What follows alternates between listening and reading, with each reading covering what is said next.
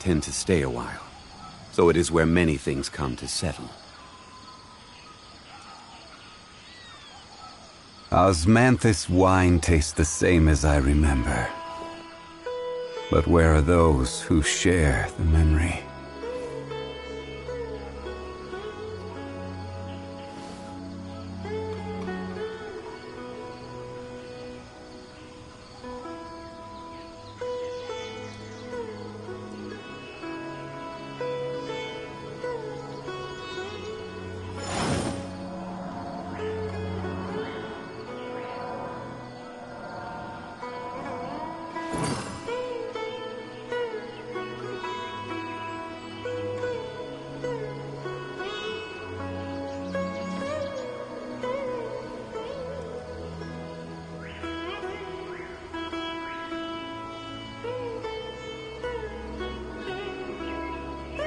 Osmanthus wine tastes the same as I remember. But where are those who share the memory?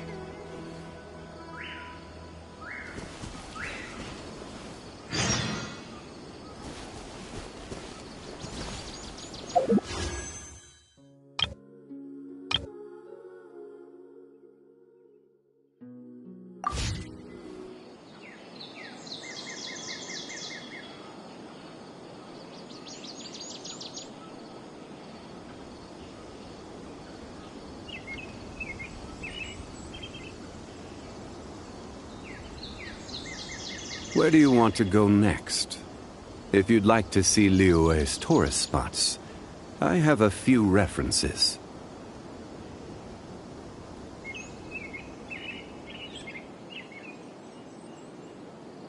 Osmanthus wine tastes the same as I remember.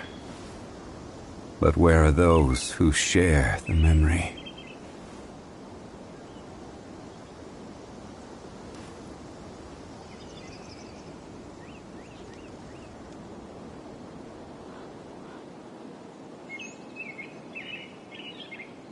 Every journey has its final day. Don't rush.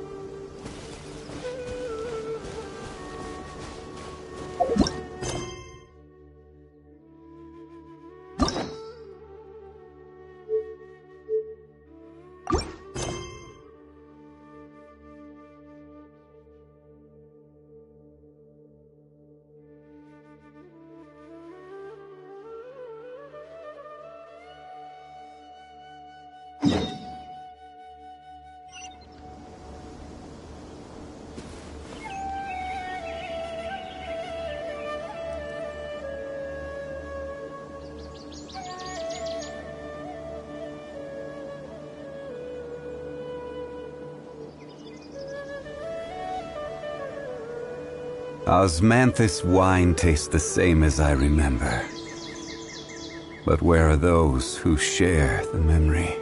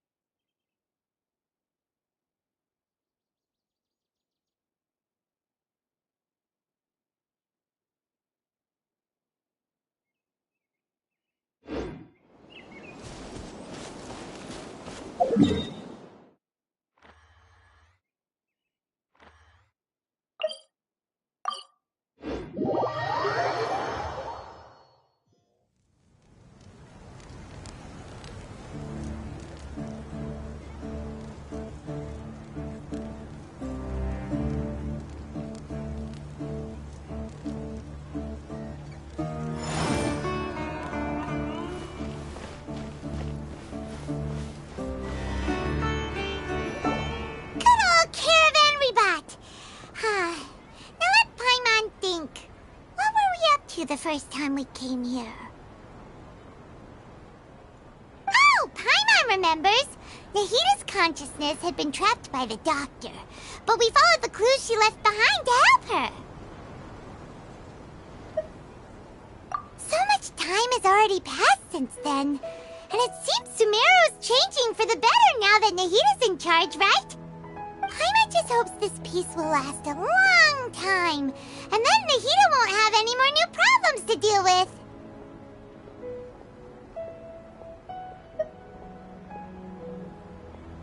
Yeah, guess you're right. We somehow always find ourselves right in the thick of it. Who knows what will happen next? Come to think of it, maybe it's all because of you. Maybe you're just a magnet for trouble.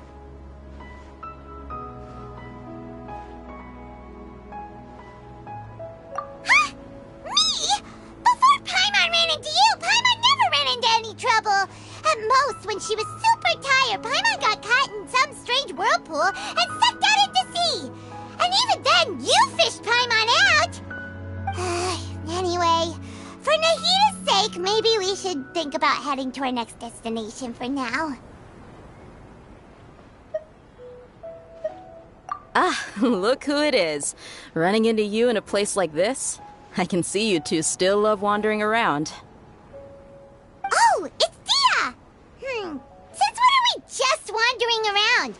We're usually taking care of some serious business. Even though it may have nothing to do with our journey. But never mind that. What brings you here? I just finished a commission in the desert for a usual client of mine. Nothing too interesting. Just escorting a shipment of goods. I'm on my way to report back. That's when I saw you two all the way over there, chatting away. What were you two talking about, anyway?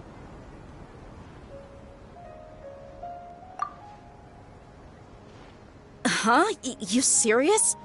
Can't say I saw that coming. But you are travelers, after all. I guess you'd never stay for too long in one place.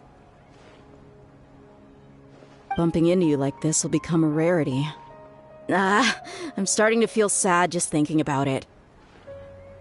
Hey, how about I gather a few mercs to escort you two? What do you say? Thanks, but no need. Oh, Paimon had no clue you'd miss us so much. But don't worry, we'll come back to see everyone when we get a chance. Sounds good. All you need to do to get to Fontaine is cross this stretch of desert and navigate some waterways. Knowing you two, I'm sure it won't be anything you can't handle. So, when are you leaving?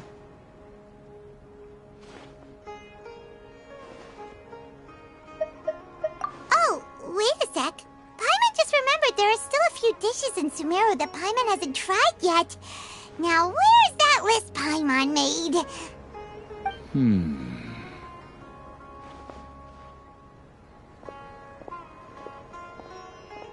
I see. Guess you won't be needing a going-away party or anything. It's sad enough to see you go like this. Though, now that I think about it, Sumeru wouldn't be what it is today without you. Seems true heroes always prefer leaving quietly. By the way, should we go say bye to Nahita?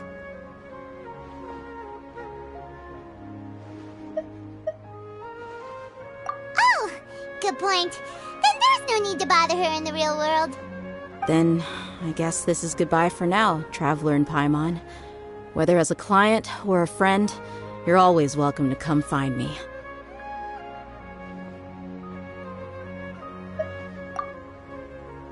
Goodbye, Dia. Bye-bye, Sumeru.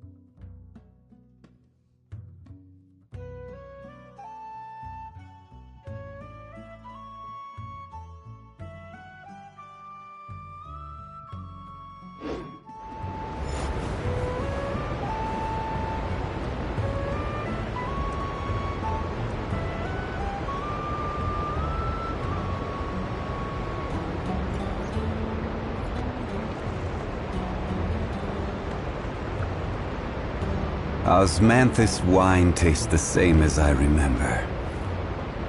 But where are those who share the memory?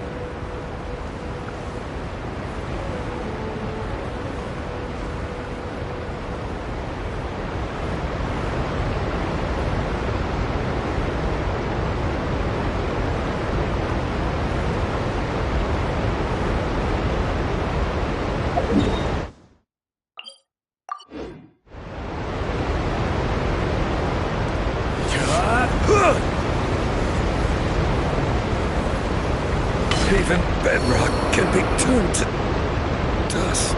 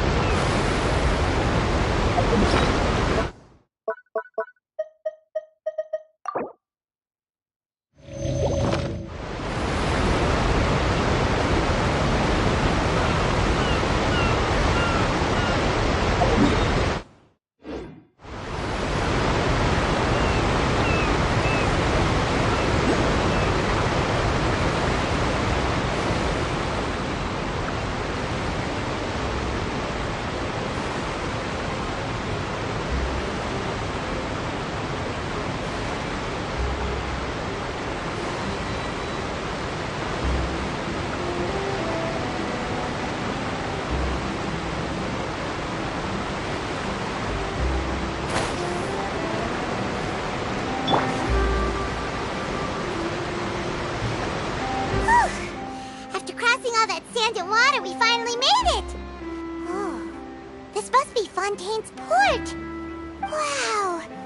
Everything looks so advanced in Fontaine! Paimon's heard that the industry here is extremely developed, and there are all kinds of unusual machines! Just seeing the sights as a tourist is nice, but maybe it would be better if we found something to do! What do you think? Good idea! Nahida gave us loads of useful information.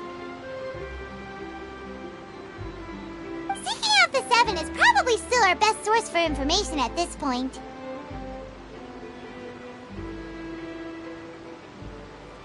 Yeah! The more we can learn, the better. So, what do you think the Hydro Archon's like? Will we get along? Nahida said that she has a very unique personality, whatever that means. To learn about a nation's god, start with the nation's people. There seems to be some locals talking over there. Let's go see if we can join the party.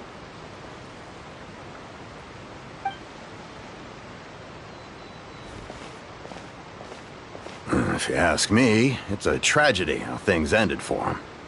Clearly, he was a pretty decent person. Yeah, I didn't expect that kind of ending for him. I thought he would at least fight on a little longer for his family. I was expecting a sudden plot twist, but it's a pity that it never happened. Still, his story is quite the tearjerker.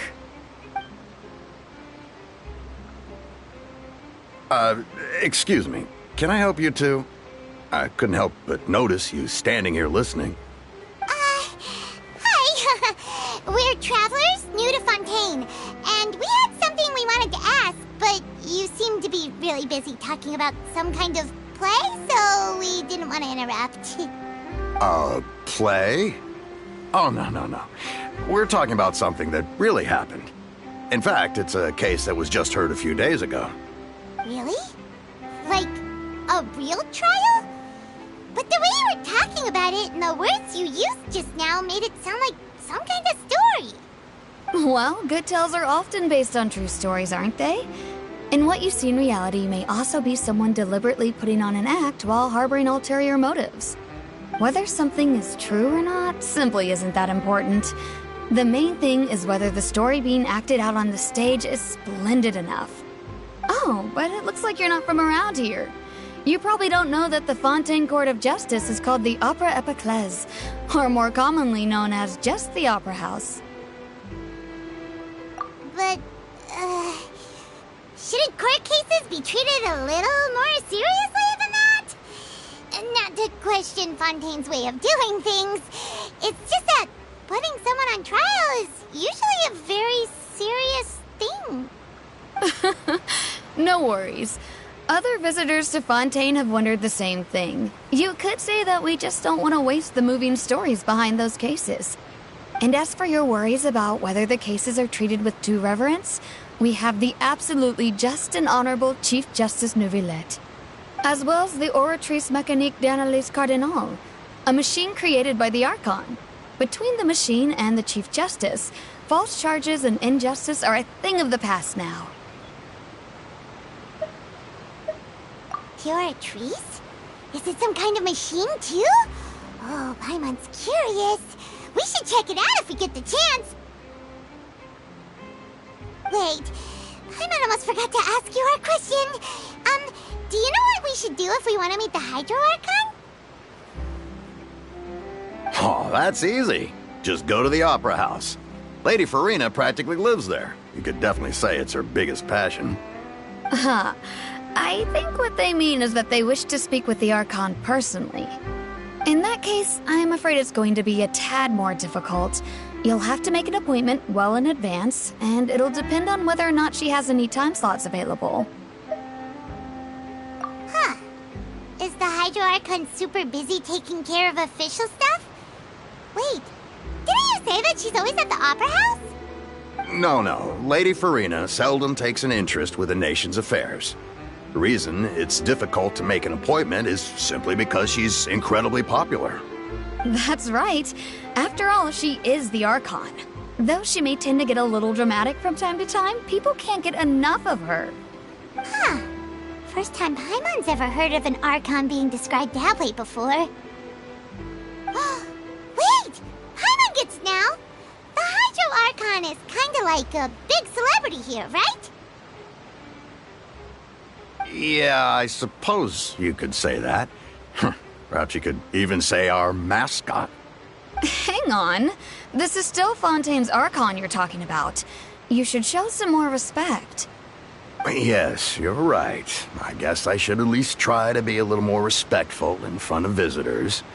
Otherwise, I might get arrested and find myself face to face with Monsieur Neuvillette. Come on. Sure, there's a lot of laws here, but nobody's going to be arrested for saying something disrespectful about the Hydro Archon. Alright, I think we get it. Thank you! At least we now know that we can find the Hydro Archon at the Opera House. But who knows how long making an appointment will take? Guess we could have a look around the city in the meantime. Hey! What are you looking over there for?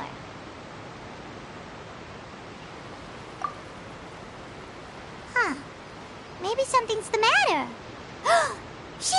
to jump into the water, is she? Maybe we better go check on her.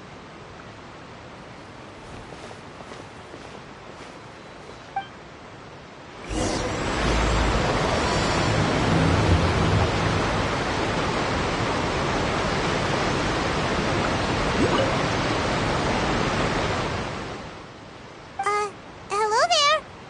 Excuse me. Are you alright? Huh? I'm fine. Thanks. Oh, okay then. We just noticed that you seem to be worried about something. About many things, actually. But there's nothing I can do but just keep my troubles to myself. I was just reminiscing about a place my brother and I would play when we were kids. It was just atop that hill over there. See?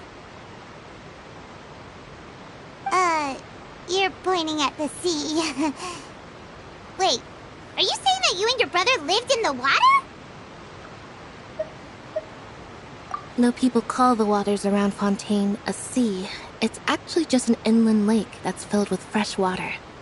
And though I can still see that hill clearly in my memories, now it's been completely submerged. He would skip and jump, tossing sand in the wind. The sun shone brightly, and the air was filled with the scent of the sea. But now, the water is gradually swallowing our memories. It won't be long before it swallows us. Sorry. Paimon doesn't really get what you mean. I don't believe we've had the pleasure of meeting. Are you Lynette's new friends? Oh, and you are? Thanks for looking after my sister. She often comes here to reminisce about our childhood, that's all. There's no need for any concern. Allow me to introduce myself. I'm Linny, and this is my sister Lynette. If I had to guess, I'd say you must be travelers from abroad. Nice to meet you. Paimon is Paimon, and this is the Traveler. We just arrived in Fontaine. We were just talking with your sister. Even though we didn't really get what she was saying. I see. It's unusual for Lynette to be so willing to talk with anyone. In fact, she seldom speaks at all. I'm usually the only one she ever talks to. Oh, really? Then you two are just like us! Paimon's always the one talking for some reason.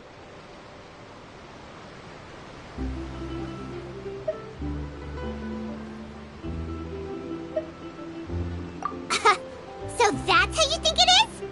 I also think my brother can be too talkative at times. Seems you were right, Paimon.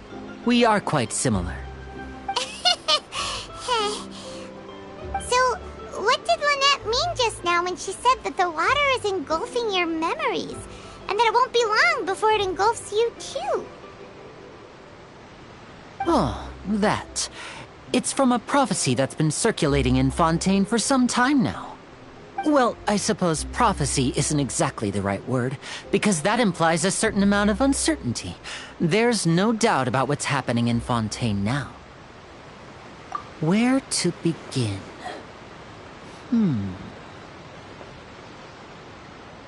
Let's put that question on hold for a moment. We still haven't formally greeted each other yet, have we? Did all the introductions earlier not count? Hello, Traveler.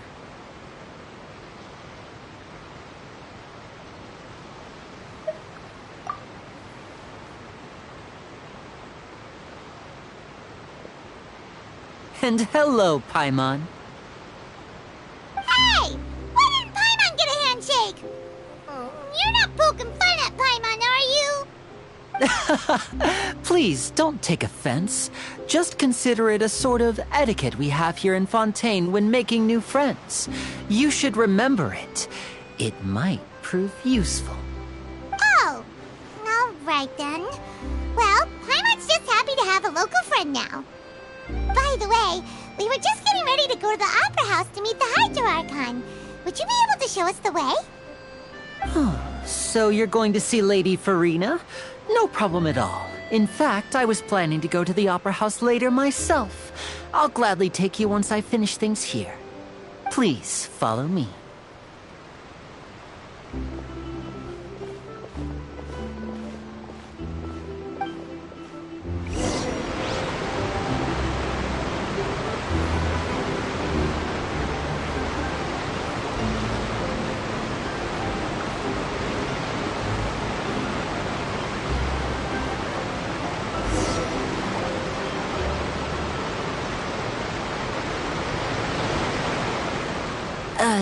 You said you were going to see Lady Farina?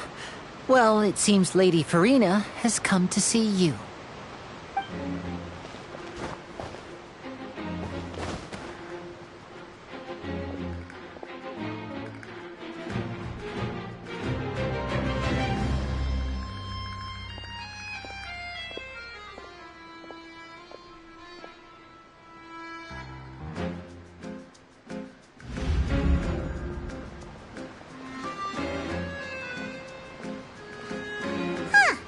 So, she's the Hydro Archon?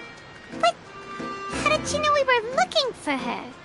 My dear people, rich and poor, those with cup in hand and those with nothing at all, raise your glasses in celebration! If you don't have one, then just raise your hand in lieu.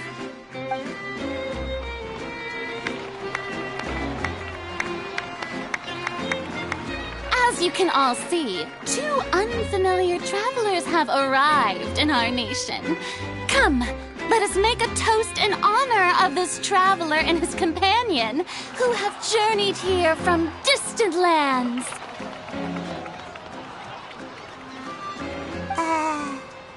Is she talking about us?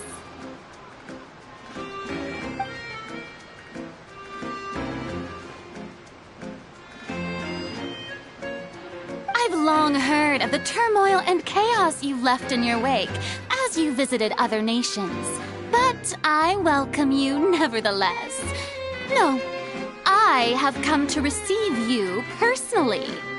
Fear is for insignificant cowards. I am a god, and I will never entertain the notion of such meaningless wariness. You can be rest assured. I see clearly your sincerity. Of course, seeking an audience with me is the most sensible thing to do. It will allow you to truly behold my power and witness my authority. Intelligent people always gather under the correct banner. I, Focalor, hereby welcome you to the nation of Hydro and acknowledge the value and significance of your trip. Now, you may rejoice in this. Yeah, Paimon still can't believe it. Feels like we've only been here for a few minutes.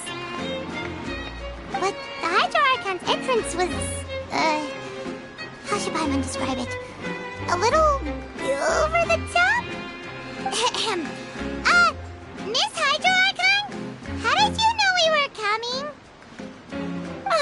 I see. As Outlanders, you inevitably lack even some of the most basic understanding. Don't forget that even the gods can be divided into the mediocre and the excellent. I suppose it's only natural for you to be awestruck by my abilities. You had best stop and consider. Do you really have the noble qualities and etiquette necessary to communicate with a god? All it takes is a flick of my finger for me to know everything about you. Whoa, talk about sounding high and mighty.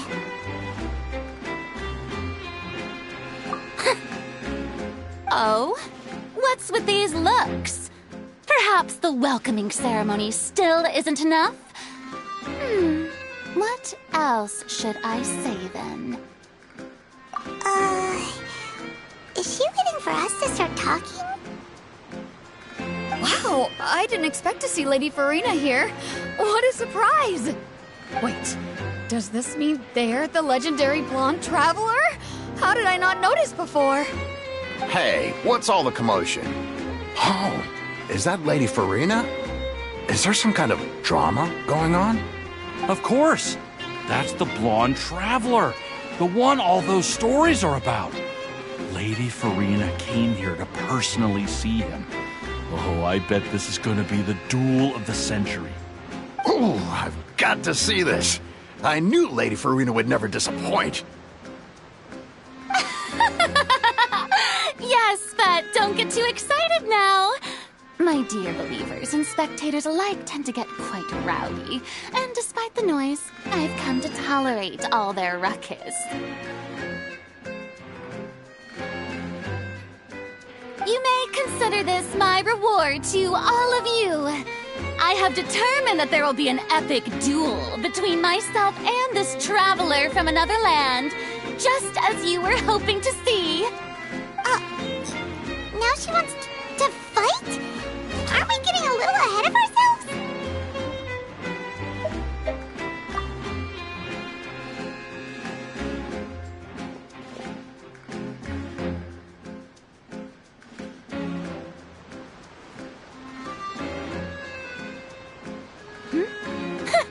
Are you not afraid? Might I remind you that this is a duel against the divine? What are you trying to do, traveler? Provoking a god in front of her people? Stand down, Clorinde. I admire his bravery. Few have the courage to draw their sword against a god. He is obviously a true warrior. Unfortunately, people nowadays only crave to be thrilled, and a mere duel will not slake their thirst for excitement. Huh. Yeah, she's right. Just a duel wouldn't be all that interesting. On Araneus, criminals are always requesting duels to defend their honor. They're getting a bit old, to tell the truth. You see. Then, as the god of justice, I shall face this traveler in another kind of duel. A duel in court! Whoa. All right! Now that'll be worth seeing! Right. This is Fontaine, after all. Such a grand opera house, it would be a pity not to use it. Why do you care so much about the crowd's reactions? Seems you've spent a little too much time in the opera house. Besides, how exactly do you plan to have a duel in court? You mean you're going to put us on trial?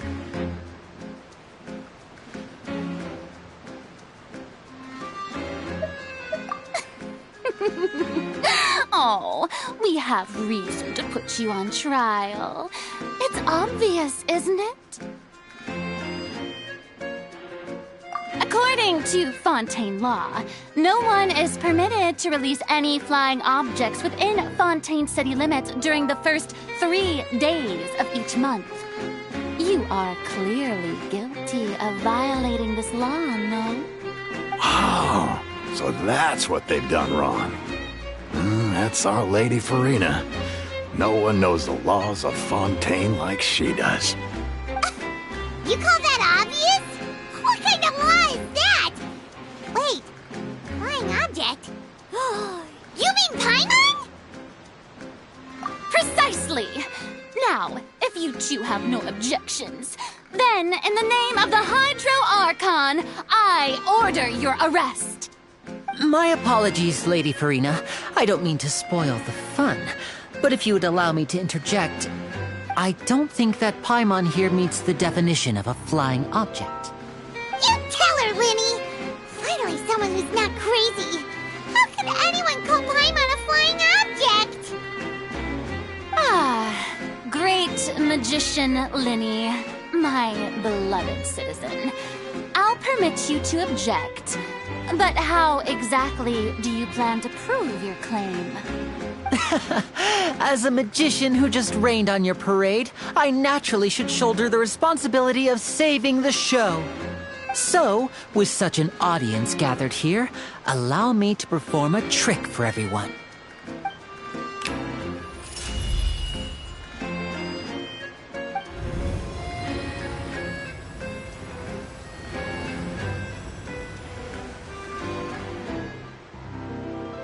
Ta-da!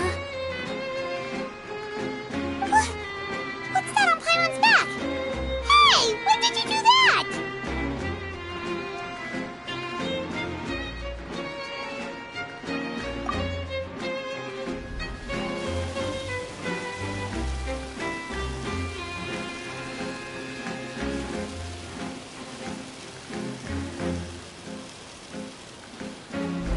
There. As you can all clearly see, Paimon should be classified as, well, something like a balloon.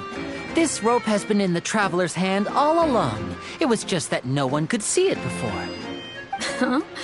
You call that magic? You've got to be joking. I thought it was pretty good. Huh.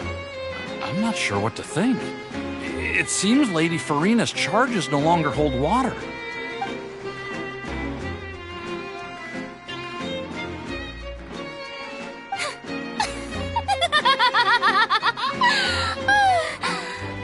Amusing. Very amusing, Linny. Just the sort of unexpected twist that I enjoy. With you here, today's performance can finally be called complete. Performance? You see all this as a performance? In which case, consider the matter of your trial resolved. The god of justice will not bring charges against an innocent person. But when there are valid grounds, I will not only judge travelers from abroad, but even the gods of other lands. I look forward to seeing your upcoming performance at the Opera House, Mr. Linny and Miss Lynette. That's enough for now. Toodaloo!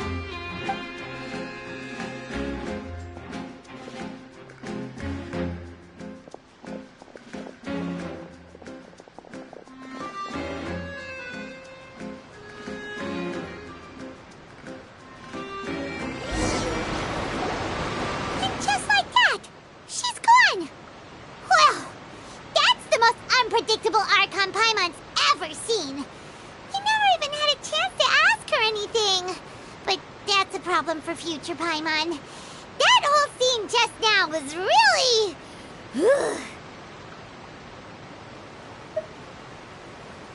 Don't mention it. I just happened to remember that there was such a law, so I did a little preparation, just in case. I didn't think it would actually come in handy. So, now do you see what kind of god Lady Farina is? She can be a bit confusing at times, but she is still amenable to reason. Anyway, Paimon had no idea you were a magician, Linny. It sounded like you'll be performing at the Opera House, right? I just know a few simple tricks I use to make a living. Lynette is my assistant. It will actually be my first time performing on the most prestigious stage in Fontaine, the Opera House. But isn't the Opera House where criminal trials are held in Fontaine? When there are no public trials being held, the Opera House hosts a variety of other performances. To the people of Fontaine, the line between a trial and a performance can be a little blurred. And speaking of performances, I would be remiss to forego this opportunity gifted by fate. Might I invite the two of you to see my performance? My brother's always excited to make new friends. Oh, sure. We don't really have anything to do now, and we wanted to go to the Opera House anyway. Splendid. In that case, why don't we go together? I'll show you the way. I just have something to take care of first. You really mean it? Then I'll take you up on your offer. This is a magical item known as a magic pocket. Perhaps you can help me distribute them to the people here.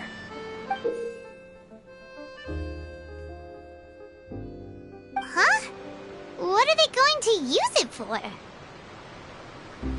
About that...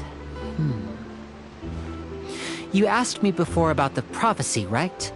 Let me start by telling you a little more about what it entails. I'm not sure exactly when it began, but a prophecy has been circulating around Fontaine. It says that every person in Fontaine is born with sin. No matter how the nation of justice holds trial after trial, this sin cannot be absolved. Until one day, the water levels in Fontaine will rise, and the sinful people will slowly be drowned. In the end, the people will all be dissolved into the waters, and only the Hydro Archon will remain, weeping on her throne. Only then will the sins of the people of Fontaine be washed away. That sounds pretty gloomy. Why are people in Fontaine born with sin? What is that supposed to mean? There are lots of guesses. Some say that the ancestors of Fontaine stole the power of the seas and stirred its wrath. Others say that the people of Fontaine never heeded the first Hydro Archon's warnings and offended Celestia. But here in Fontaine, evidence is what matters. There hasn't been concrete evidence for any of these claims, so they can only be regarded as conjecture. If even the people in Fontaine don't know what sin they committed, wouldn't it be better just to ignore the prophecy completely? Why bother feeling guilty all the time? That's exactly what the people did at first. But in the last few years, the water levels in Fontaine have actually started rising. Many places have already been completely submerged, and now lie beneath the sea. Many people carry on with their lives as before and shrug it off as a natural phenomenon. But my family and I think that the people of Fontaine shouldn't ignore the possibility, which would end up sentencing them to death. We hope that at least the people who reside near the waterfront can move away before it's too late. So, we've started distributing magic pockets to them. As a magical item, these magic pockets have astonishing capacity. I'm sure they will come in handy when people are moving their belongings. Oh, Paimon gets it! It's like preparing for a rainy day! But this is more than a bit of rain. Perhaps only absolute power could ever contend with such a catastrophe. But who knows? We're just tiny specks in the grand scheme of things. Now, if you'd like to help, then please give these magic pockets to anyone nearby. Be sure to convince them to take it, regardless of what they say.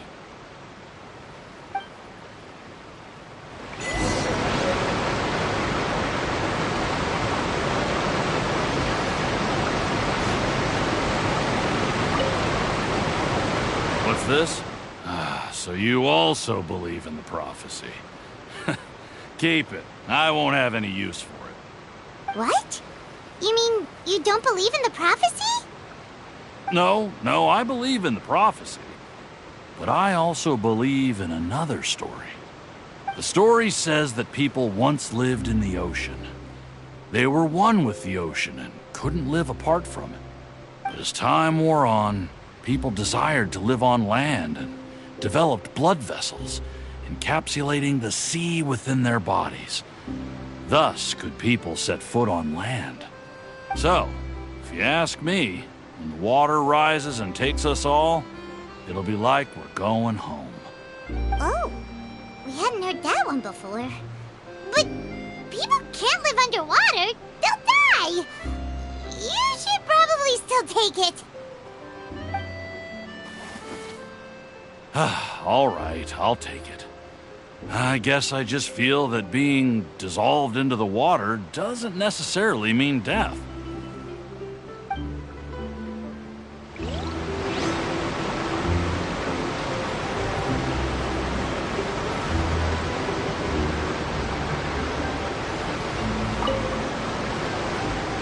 So you're the blonde traveler that everyone's been talking about. My apologies for not recognizing you earlier. Oh, a magic pocket? Seems you really thought of everything. I guess it's better to prepare for the worst and hope for the best. Thanks. Please, also thank the magician on my behalf when you get the chance.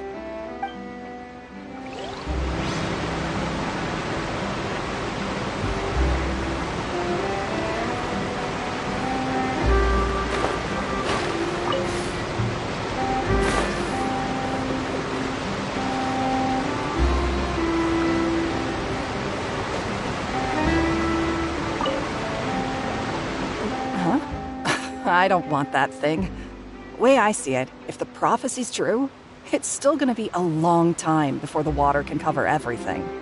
Life is all about living in the moment. What use is there in worrying about the future all the time? We'll cross that bridge when we get to it. You should still take it. You never know when it'll come in handy. Oh, all right, fine. Thanks. It's just that if I start moving, that means I've already given up on the life I have now. I'd really rather not.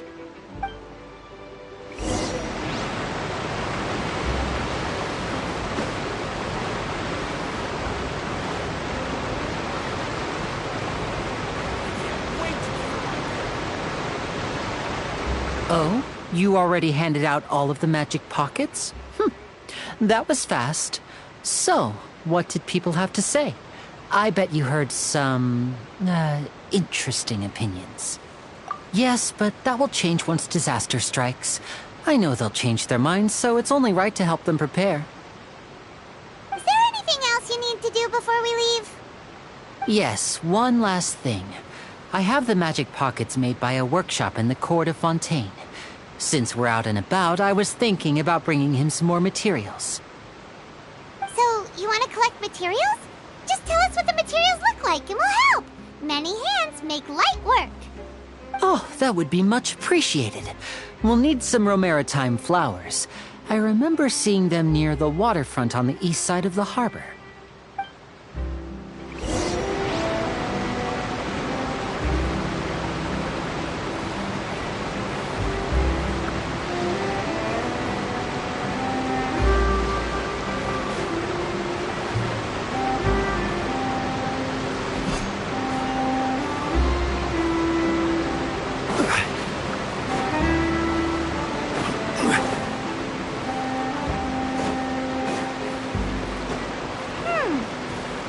We have to use Hydro to collect Romaritime flowers.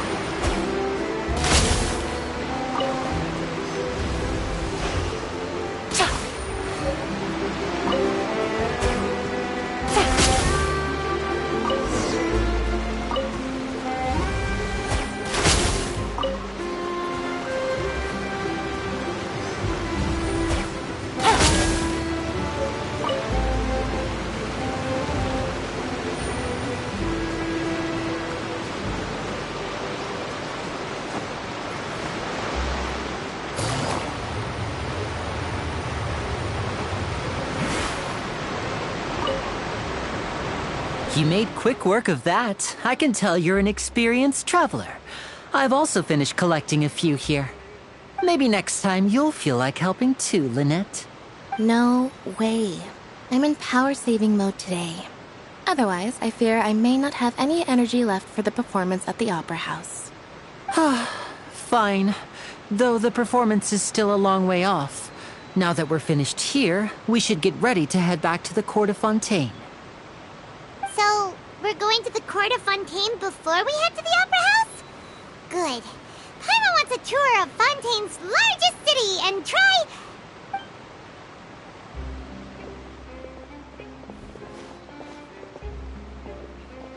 Wait, shh. Have you noticed that person over there? The young girl. Huh? What's wrong with her? Paimon didn't notice anything. She's obviously a thief. Magicians and thieves practice similar methods. We divert attention, and a distracted audience is one that won't discover what you're really doing. Watch her movements carefully.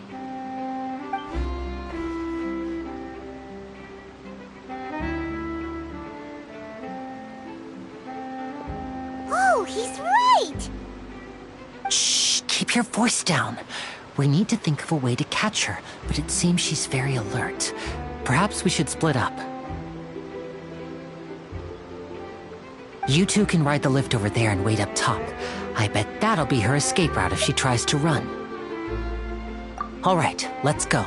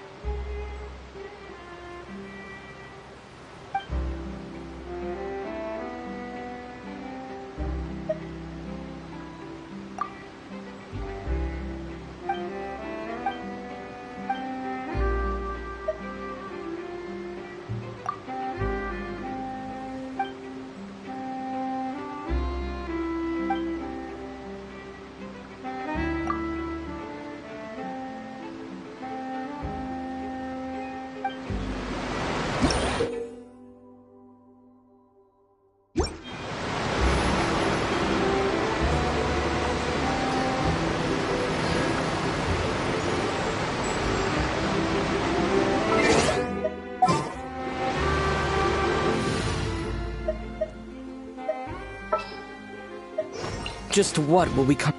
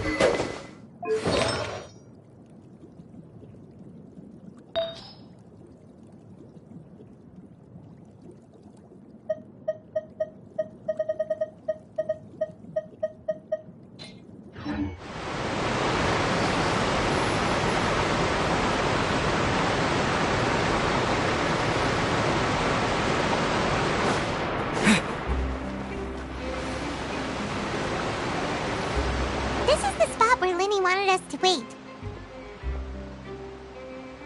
Oh, look! Isn't that her?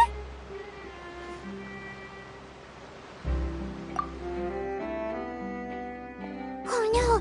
Did she notice us? She started running the other direction! What should we do? Should we chase her?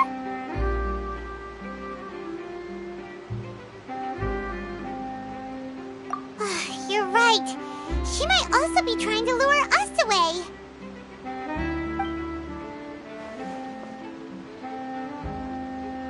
Nothing's happened for a while now. Paimon wonders if Linny caught the thief.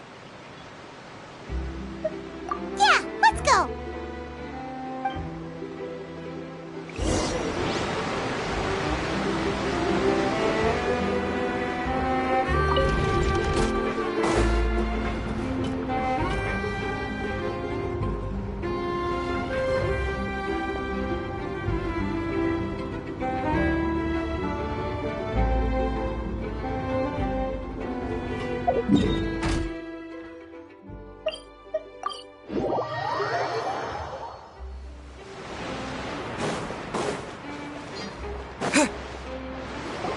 Are you sure that's all she took?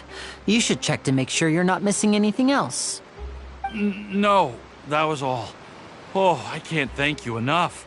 I didn't notice a thing earlier. Anyway, I should be going now. Thanks again. Oh, were you returning what the thief had stolen? That's right.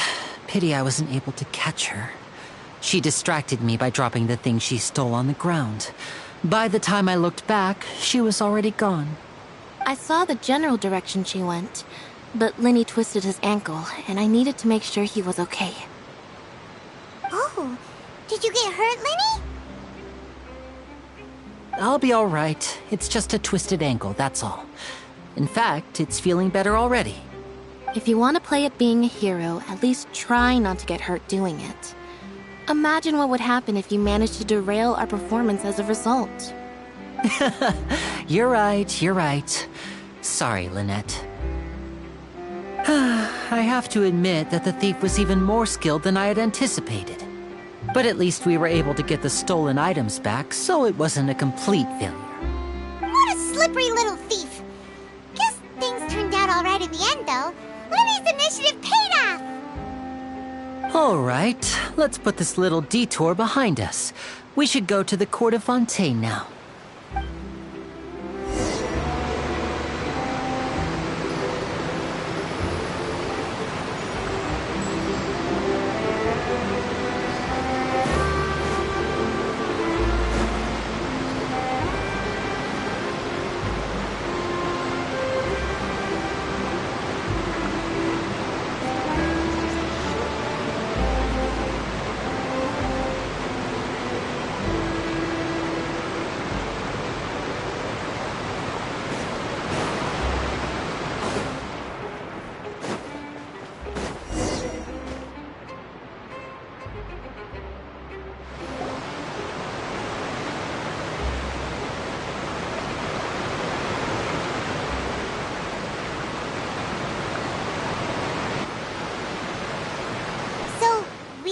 This thing to go go into the city?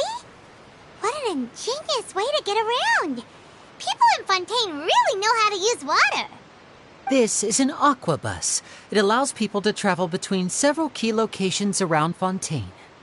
It's pretty convenient, but the ride can become a little dull after a while. The scenery is always the same. That's why it's better to travel with friends. So you mean it's still boring even when I'm riding with you? No, that's not what I meant. It's just that, well, you don't really talk that much. Besides, it doesn't really feel like a real trip when it's just the two of us. It's the same as being at home. Whatever. Guess that's what it's like to be an older brother. It's about time for us to leave. Let's get on board.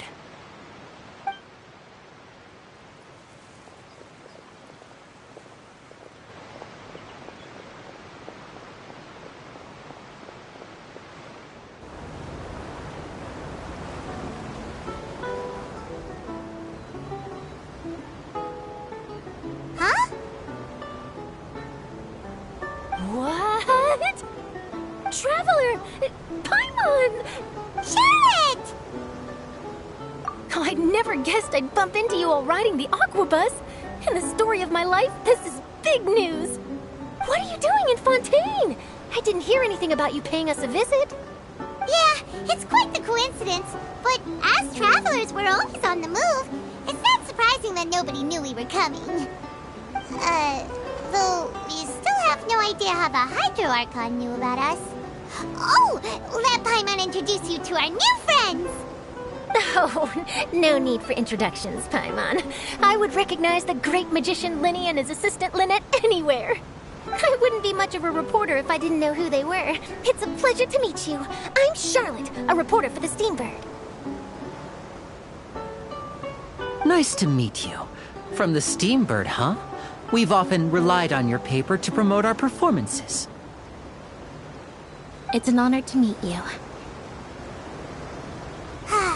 Now that everyone knows each other, Fontaine suddenly doesn't feel like such an unfamiliar place.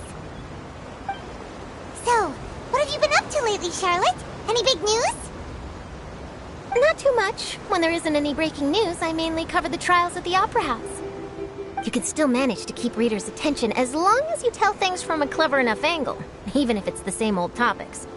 For example, reporting on how a scammer once deceived vulnerable girls into relationships, or how a financial criminal was once so poor that they ate a single piece of bread for 5 days. Ah, you're right. Seems you know me pretty well. What I'm really after is exclusive, sensational news pieces that could shake the country. These smaller stories are a waste of my talents. Oh, I just remembered. I've been following a case lately. Well, a series of cases, actually. You mean the serial disappearances of young women case? That's right! These stories are the talk of the town right now, and it's probably the most mysterious case we've ever seen. If I'm the first with a draft ready to publish when the case is finally cracked, and it's the headline story in the Steambird, oh, when that happens, I bet all the other reporters will shed tears of envy. I've already gathered all kinds of materials. I just can't wait for the truth to be revealed. So, what is the serial disappearances of young women case? You mean the culprit hasn't been found? That's right. The first missing girl case happened almost 20 years ago. And ever since, after a period of time, another girl disappears. What the cases have in common is that the girls are all of a similar age, and that they've all vanished without a trace. But the scariest part is that to this day, none of the girls have ever been found. Many suspects have been arrested over the years in connection with this case, but shortly after each arrest, another disappearance would always happen. Yes, it's possible. But either way, I believe that every case has some precise truth behind it, waiting to be exposed. Yes, I agree. And at the very least, the family of those missing girls deserves some sort of explanation. I just imagined for a second what I would do if Lynette were to suddenly disappear. I'd pay any price to get her back, and then find a way to track down the culprit. Please don't imagine that, Lenny.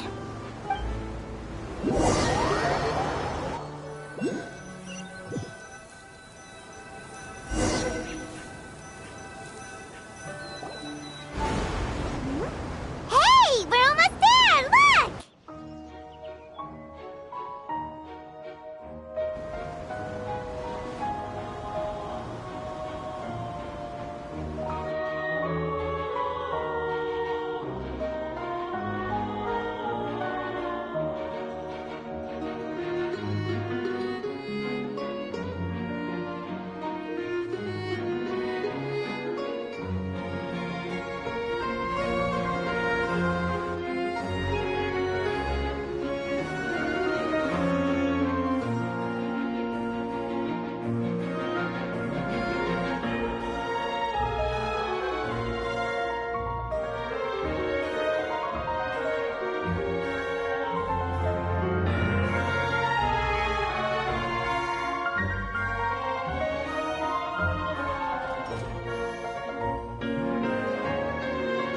Well, I really enjoyed chatting with you.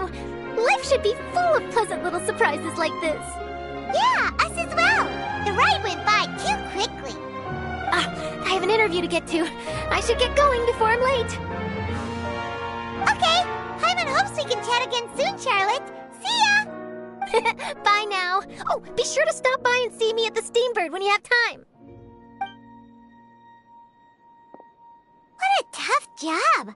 Always running around and interviewing everyone. Well, where should we go now? If you don't mind, how about we stop by my home first? Besides, I still have all the materials we collected. Sure, we wouldn't mind at all. This city is so huge, Paimon wouldn't know where to start anyway.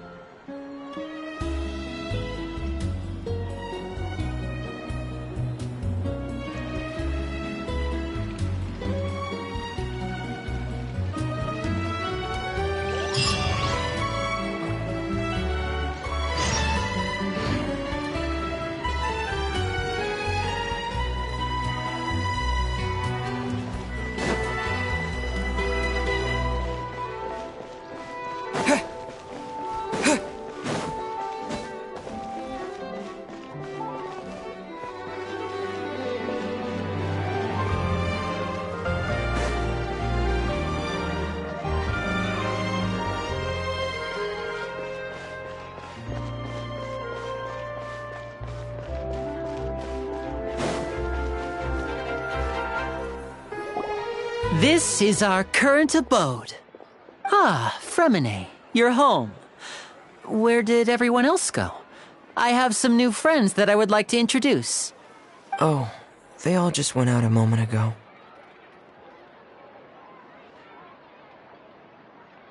I see.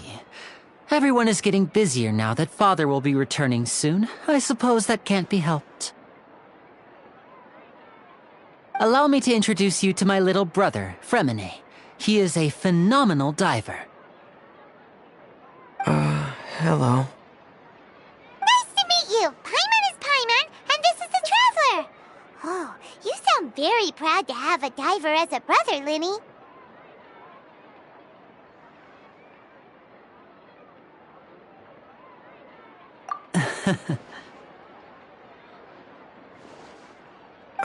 Lenny, could you come here for a moment? What is it, Fremine? Do you have something to tell me?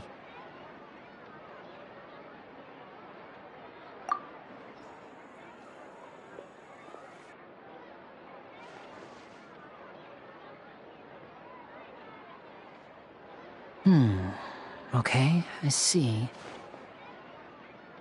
Is everything all right? Oh, it's nothing.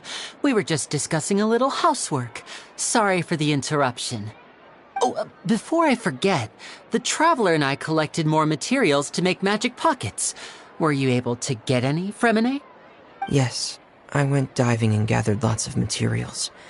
I was about to give them to you. That's our Fremine, always quick with the underwater work. All right, I'll take these to the workshop.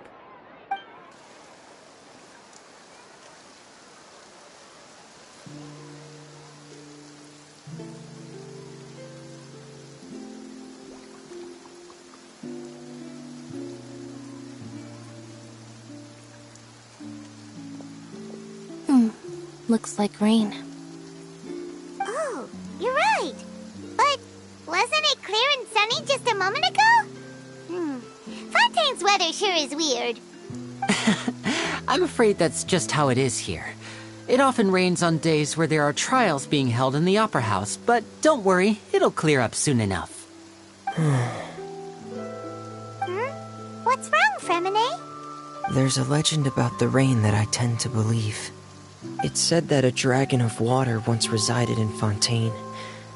Though we don't know where the dragon went, every time it weeps, the skies will cloud up and pour out rain.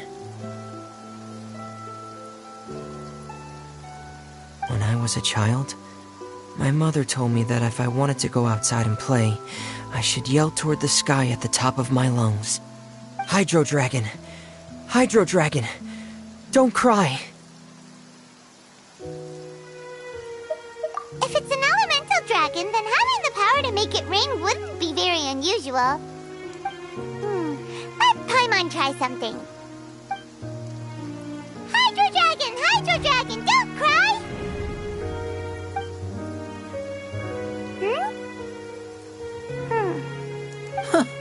Doesn't seem to be of any use. It is just a legend after all. You know, you might be a more popular magician if you understood the concept of romanticism. Or could at least play along. Sorry. It might be because we've never met the Hydro Dragon. Perhaps it can't be comforted by the words of strangers.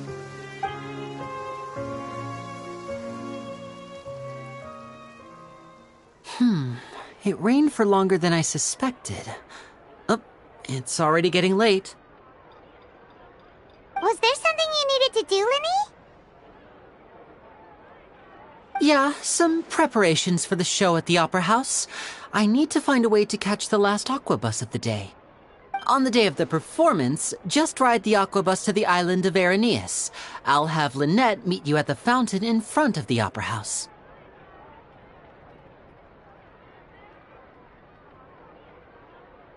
Oh, are you leaving now? What is it, Fremine? I'm in a hurry. Oh, I get it. You feel nervous delivering the materials for the magic pockets, is that it? Perhaps we could trouble the Traveler to help us take these materials to the Beaumont workshop and deliver them to the owner there? I'm afraid that Fremine can be quite introverted, and the boss there tends to be pretty talkative. Fremine has always been a little afraid of her. No trouble at all! Don't worry, we're on the case! Sorry for the inconvenience. I'm quite useless when it comes to such tasks. I'll think of a way to make it up to you. Oh, no need! This will be a walk in the park for us!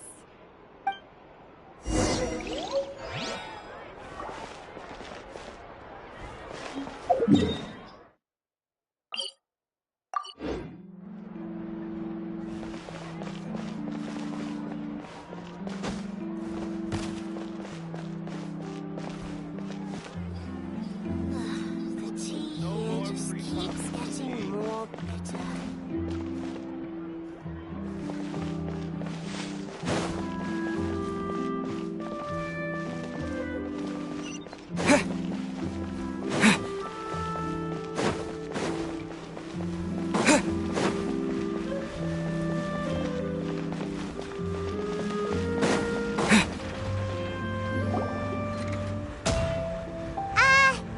Hello? Is there anyone here? Oh, hello there. New customers?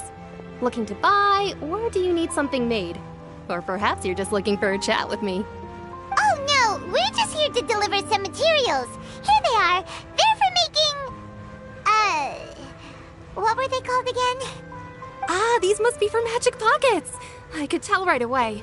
I've already made several orders worth now. No need. They've already prepaid several batches worth.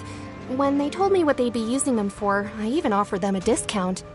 But they insisted on paying the full amount, saying that I had a business to run. It seems both their hearts and their pockets are made of gold. Whoa. So, is Linny actually loaded? I can't say for sure, but who knows? Maybe there's good money to be made being a magician in Fontaine. Hey! Is this machine what you use to make stuff here? It looks really advanced. Why use your hands when a machine can do the work? It would be a waste not to use the latest technology. And waste... But where does a big machine like that get its power from? Well, it's a little complicated. I'm not sure I can put it in layman's terms for you.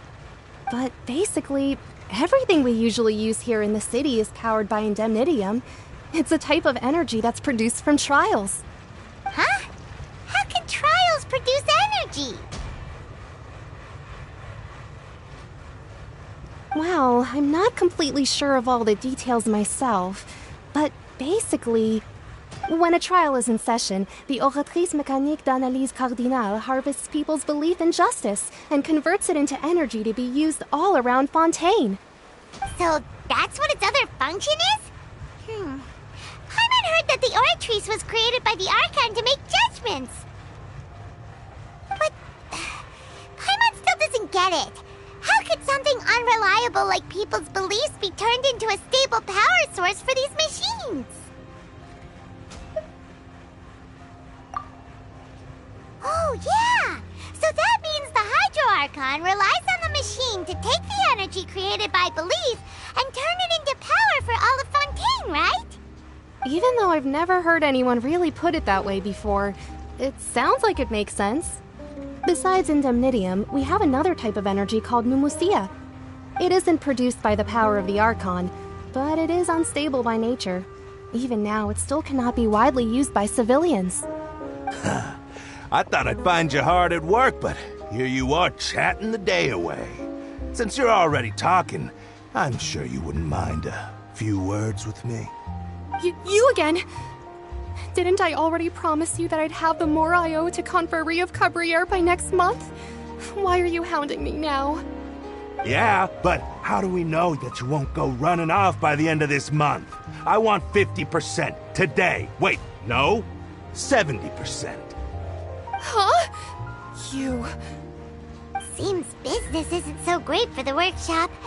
We've already finished our job and delivered the materials. Maybe now's a good time to leave? Hey, hold on. Before you go around trying to collect payments, why don't you settle your own debts first? If Confrérie of Cabriere wants to poach clients from Northland Bank, that's fine. But I'm afraid you still owe the bank a hefty sum of mora. So why don't we work things out between us first, before you get back to your little conversation here? You're from Northland Bank. But we said we'll pay everything we owe next month. Why are you hounding me now? Traveler, Paimon! I didn't think I'd run into you here in Fontaine. What are the chances? We're surprised to see you too! What are you doing here in Fontaine?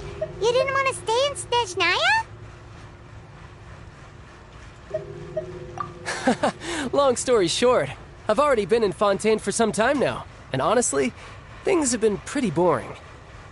But it seems that fate brought our paths together today. Not only will I have some good friends here now, but ones who always seem to find trouble. Either way you look at it, it seems things are going to get a lot more interesting now. Pretty sure we'd want to avoid anything that you'd find interesting.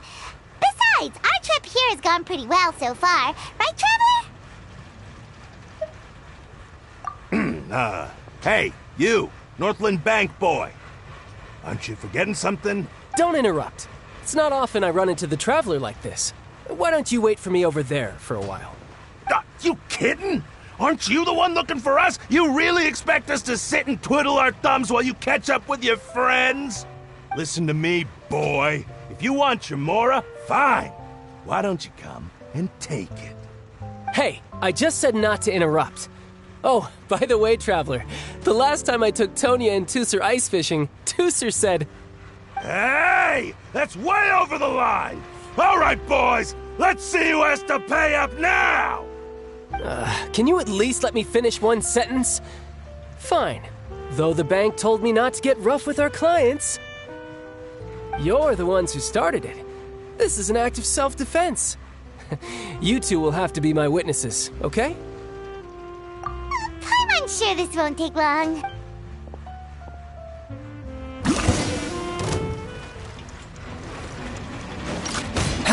Yeah! Brace yourself! This is gonna hurt!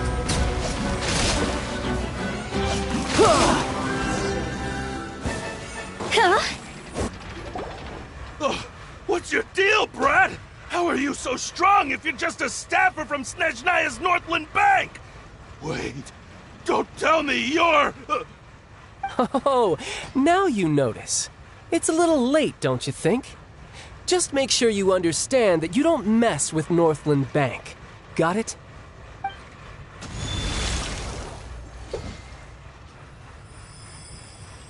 Huh? Now's my chance!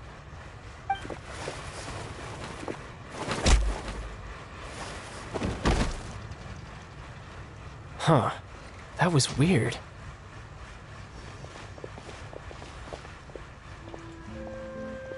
I'm not sure. It's as if I suddenly lost control of my hydro powers when I needed them. Maybe there's something wrong with my vision? Strange. How could that happen? First time Paimon's ever heard of someone losing control of their vision. Never mind. It doesn't matter. If I want to stay sharp, I shouldn't be relying too much on my vision anyway. Besides, I always have my delusion in case I need it. So what are you doing in Fontaine, child? I don't see its work for Northland Bank. Well, I guess it's because I've been in a bad mood lately. Huh? What kind of reason is that? Wait, since when do you feel down about anything? I don't know. Maybe I still have a lot to learn about myself. But recently, there seems to be some sort of restless power stirring inside of me. And I don't know why, but every now and then I feel like I'm in a terrible mood. Maybe you losing control of your vision just now is connected with that power you're feeling inside. That is a possibility. I can't remember if I ever mentioned it before, but when I was 14, I fell into some unknown abyss. It was during that time I learned nearly all of my abilities. The one who took me under her wing and taught me was named Skirk. She was always quiet and very mysterious. Nobody knew where she came from or what she had been through, and she was always very strict when teaching me combat techniques. One time, I asked her why she was willing to take me on as an apprentice. From what I could make of her answer, it was because I had awakened it, and traces of it remained on me. She said that all my combat training would be useful in the future. But what is it? What did you awaken? She never explained that, but my guess is that it's related to a dream I saw when I had just fallen into that abyss. In my dream, I was in the deepest depths of the sea, and the boundless seabed was all around me. But in front of me appeared a whale that was so massive, I felt like I couldn't breathe. A whale? Oh, that sounds familiar! When we fought against you before, you summoned a huge whale that seemed to leap at us. Is that the one? That's just an abstract form of a whale that I create using my elemental powers. It takes that shape because the scene I dreamt of the whale has always been stuck in my mind. I'll never forget it. So you used the whale as inspiration for one of your moves? Huh. Seems a little twisted to Paimon. So why don't you just go ask your master? Maybe she knows the answer. You make it sound so easy. Ever since the incident I experienced there, I've never stopped searching for Master Skirk and that unknown abyss. But it's been years now, and I've still found nothing. There isn't even a trace of the place where I remember falling into the abyss. Oh, it sounds like some kind of ghost story. Yeah, I'm out of leads at this point, but there's nothing more I can do. It seems that strange encounters in this world tend to be elusive like that. Oh, seems the time really flies when I'm talking with you. I just remembered I have somewhere else I need to be, so I should get going. What? More work for the Northland Bank? No, it's more of a personal appointment. Lately, I've been sparring with some of Fontaine's official champion duelists whenever I'm feeling bored. Official champion duelists? You mean it's their job to duel? Yep, in Fontaine, before a criminal goes to court, they're given one chance to defend their honor by requesting a duel with an official champion duelist. The champion duelists are all-powerful fighters selected from among the nation's best. And the duel itself is a no-holds-barred fight with no specified stopping point. So engaging in such a duel is regarded as a symbol of defending your honor. If a criminal manages to win the duel, they'll be acquitted. But if they lose, they'll have no choice but to stand trial. And the worst-case scenario is that you're simply killed in the duel. Though it's rumored that Fontaine has a death penalty, from what I can tell, no one has ever been officially sentenced to death. So really, the only people who opt to duel are those who have suffered a grave injustice in being accused, or those who greatly value their honor. Otherwise, why gamble with your life? So, do many people actually get out of their trials by winning the duel? Apparently, it's exceedingly rare for anyone to actually win. Fontaine probably enacted this system as a way to show that the nation respects the honor of its citizens. Besides, none of the champion duelists are to be trifled with, which is exactly why I was itching to face them as soon as I got to Fontaine. Apparently the one I'm meeting today, Clorinde, is the strongest of the champion duelists. I had been asking her for some time before she finally agreed to face me today. Well, that's child for ya. Paimon feels like we heard that name somewhere before. Clorinde. Huh.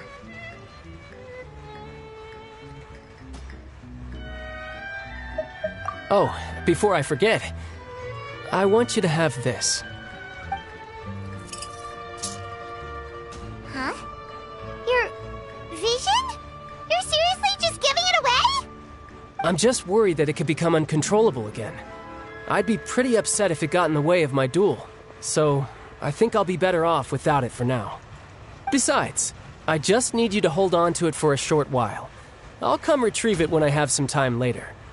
Paimon knows what you're up to. You just want an excuse to come talk to us again, don't you? Whatever gave you that idea? I'll be in touch later.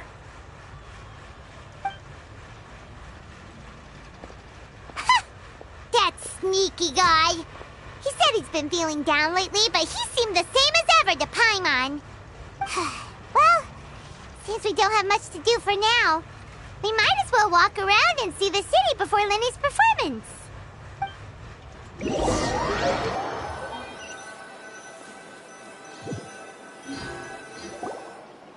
Wow!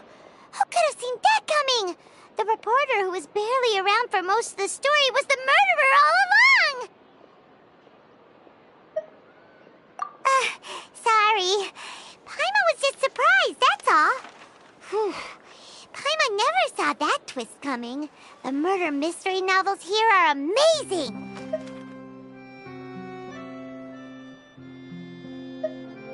The whodunits here in Fontaine are a lot different than the light novels you see from Yai Publishing House.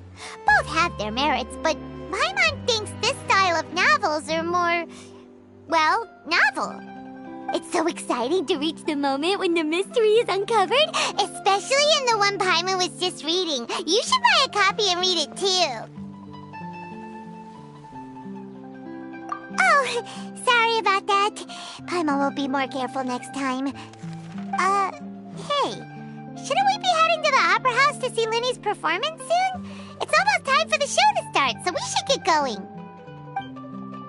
Linny said that the Opera House is on air in ES. So let's go ride the aquabus!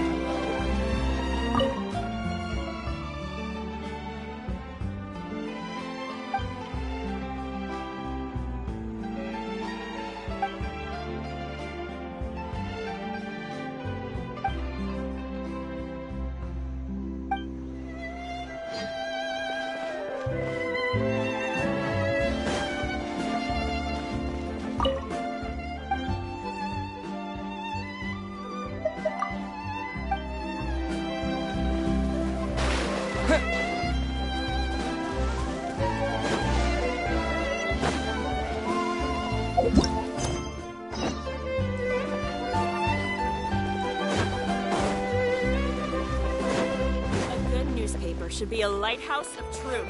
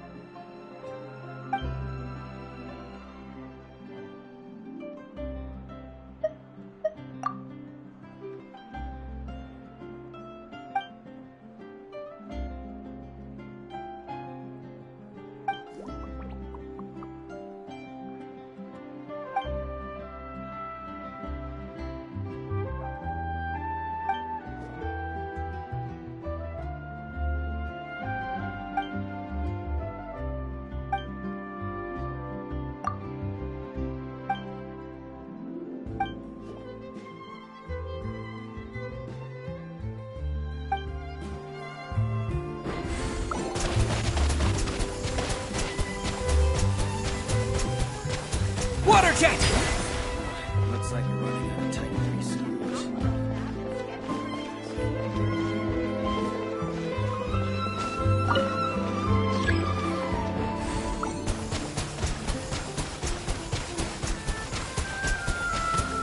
Water jet!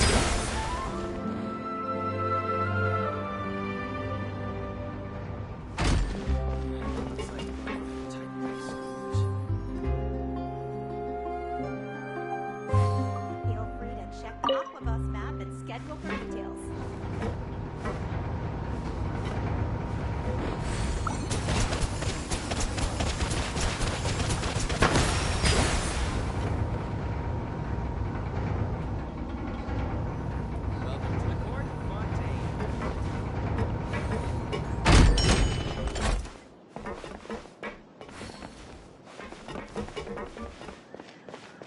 Which is more valuable? Unlimited Mora or unlimited?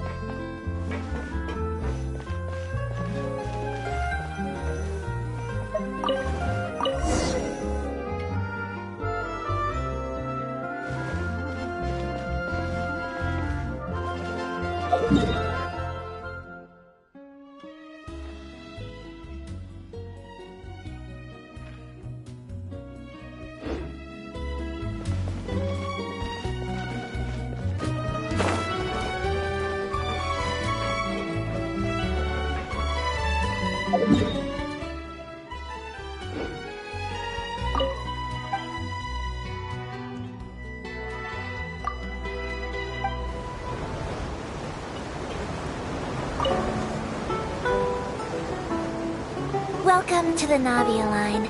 I am Elthan. The boat will be departing imminently. Please do not stick your head, hands, or other body parts outside the boat. The Aquabus operator is not responsible for any accidents or injuries resulting from doing so. Also, please remember to buy the Steambird, though I don't read it myself. The destination of the current tour is Erinias. Points of interest worth visiting include the Fountain of Lucine and the Opera Epiclese. If you look to the left in the direction we are currently traveling, you will see the famous Fontaine Research Institute up in the sky. An experiment gone wrong turned new sightseeing opportunity. Human ingenuity truly is a wondrous thing.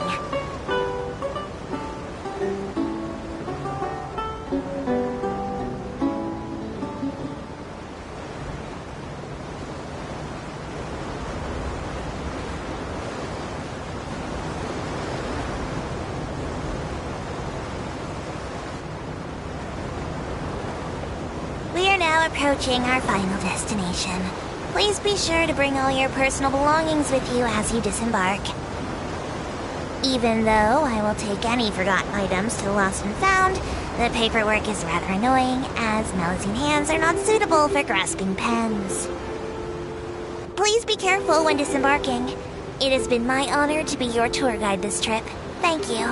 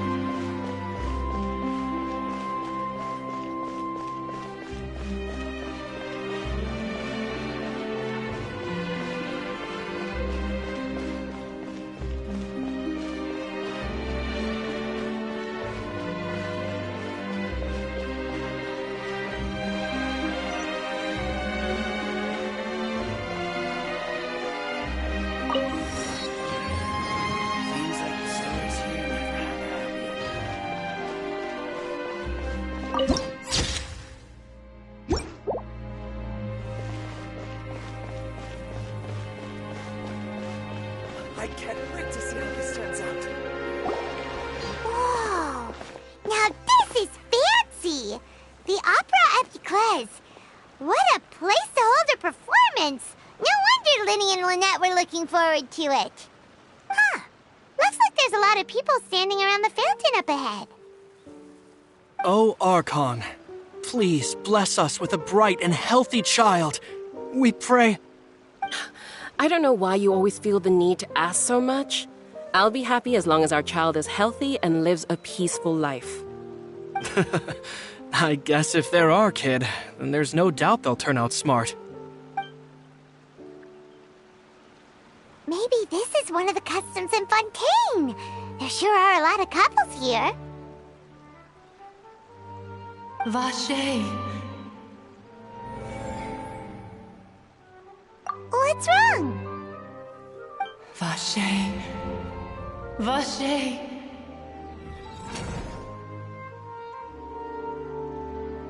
No, Paimon didn't say anything. Are you hearing things? Welcome to the Fountain of Lucine. All the water flowing through Fontaine converges here. It's customary for newlyweds to come here and wish for children. Ah! Lynette! You scared Paimon! When did you get here? When he asked me to wait here for you, remember? Right.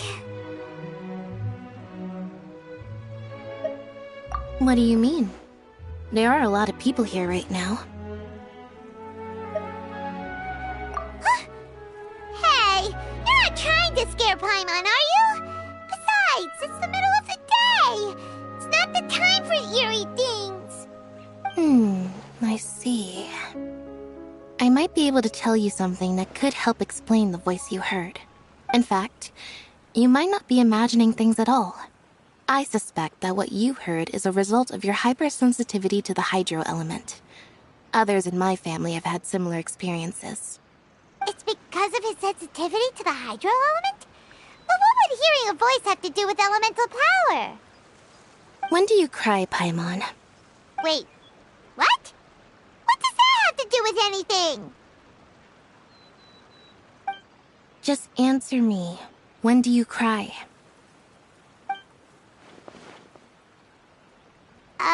When Paimon's really sad? Oh, and when Paimon's super happy. Oh, and also when Paimon's really, really scared. Then you should understand that tears contain your most intense emotions. Like I just mentioned, the Fountain of Lucine is where all the flowing water in Fontaine converges. Even the tears that fall to the ground will eventually gather here. So maybe what you heard was the intense emotion coming from someone's tears. So, what did the voice say? If you were hearing their emotions, then Paimon wonders what happened to them. Rather than worrying about them, we should worry about my brother first. Don't let that calm look of his fool you. He tends to get pretty nervous just before a performance. So chatting with Linny might help him relax a little before he goes on stage. Oh, right. That makes sense. Let's go in and see Linny.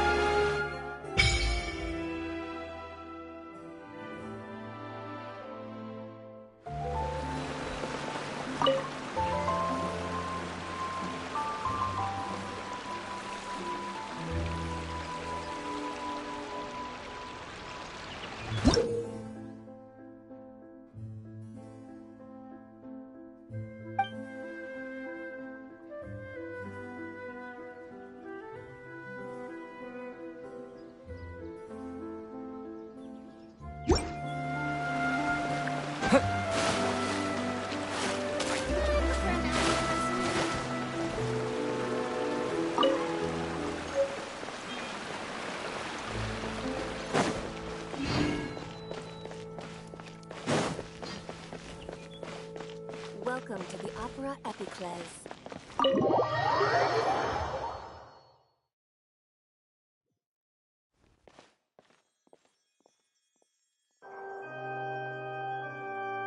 Ah, Traveler and Paimon. Good to see you. I knew you two would come. Are you kidding? We wouldn't miss it for the world. We've been looking forward to it. I can tell, judging by how early you've arrived. But you're actually right on time. The audience still hasn't started entering the venue yet, which means now is the perfect chance for us to take you to the best seats in the house. Wait just a moment, I'll fetch the tickets.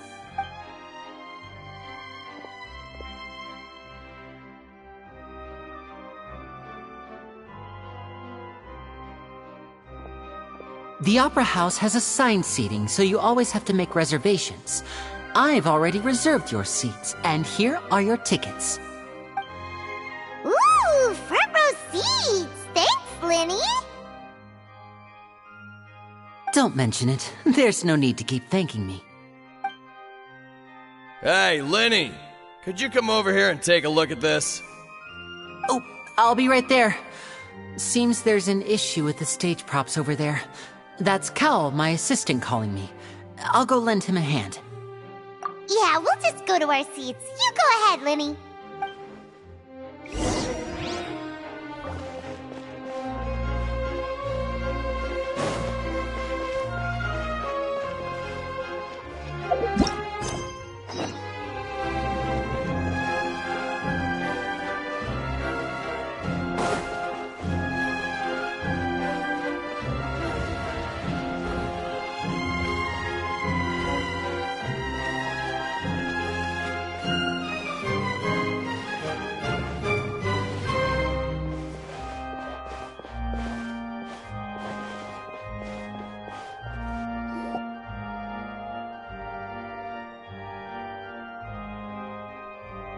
These should be our seats. Come on, let's sit down.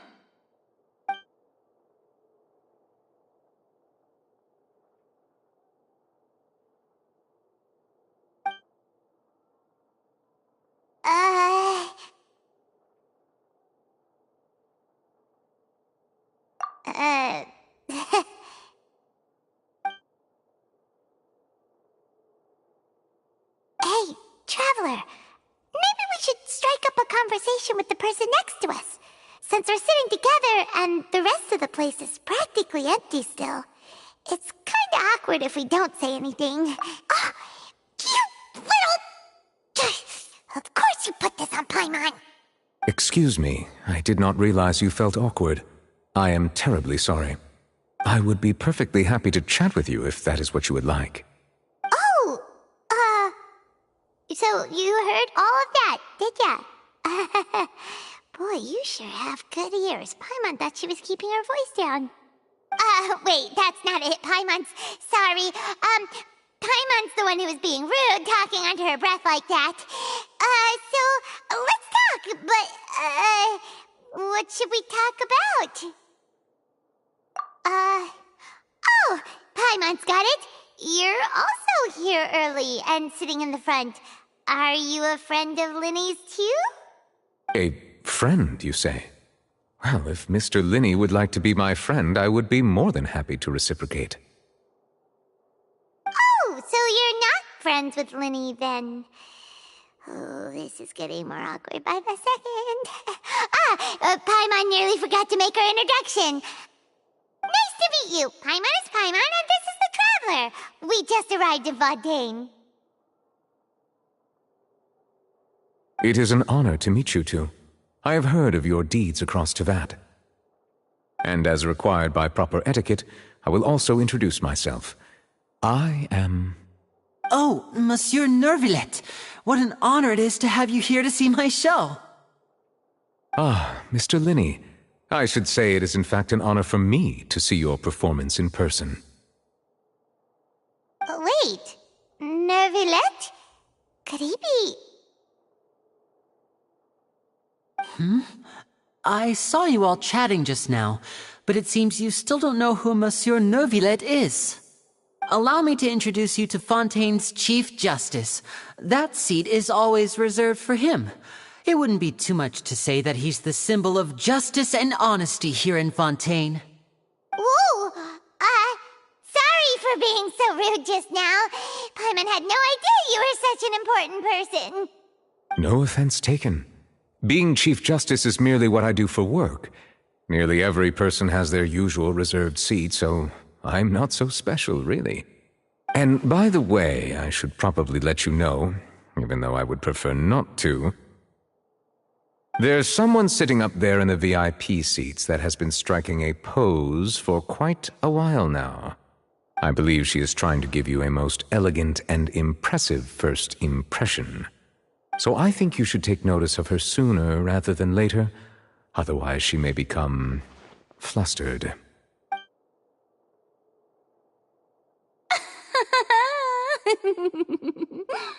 Huh? Oh, it's Farina, the Hydro Archon. Huh. She sure has a smug and satisfied look on her face.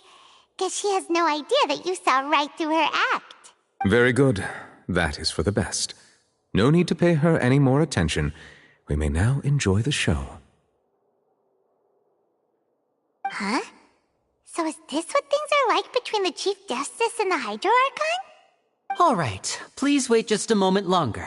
I've pretty much finished my preparations, and the performance will start as soon as the audience has made their way to their seats. Yay! The show's finally about to start! Paimon can hardly wait! Paimon's never seen a real live magic show before!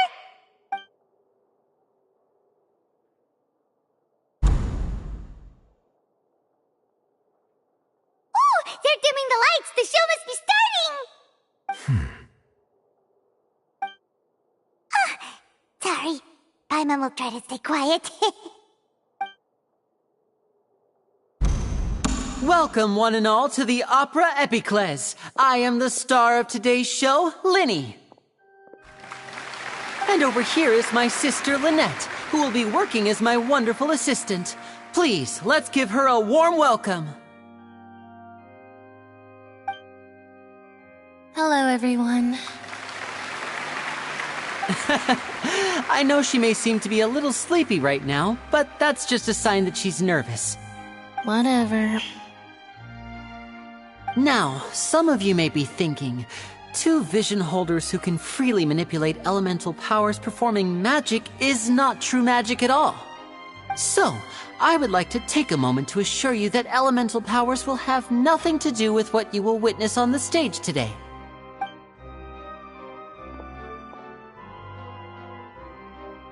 Both Lynette and myself have removed our visions for the show. That way, even the gods won't be able to help us. Oh, good point. That's what makes the show real magic. Now, without further ado, let the show begin. Lynette will now exit the stage to make some preparations. I know you might miss her, but don't worry. She'll be coming right back on stage momentarily. Perhaps in an unexpected way. I'm sure she'll be stealing the spotlight soon enough. Oh, and before I forget, there's one more thing I should say. You never know what can happen in the blink of an eye. A magician's greatest skill is making things disappear or appear. The possibilities are endless.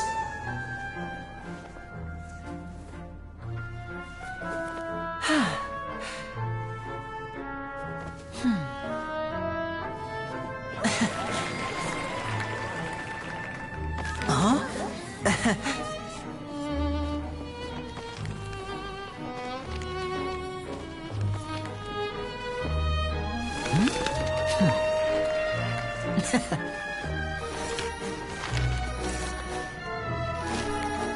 But this isn't what you came for. These little tricks, you've seen them all before. So it's time for something truly extraordinary, don't you think? This one's a little tricky.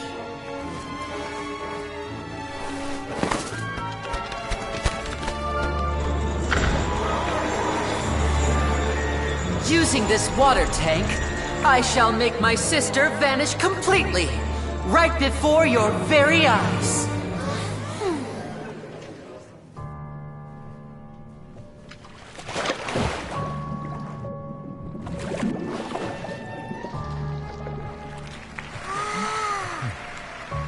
It's actually quite simple. She'll just turn into air bubbles and float right out of the top.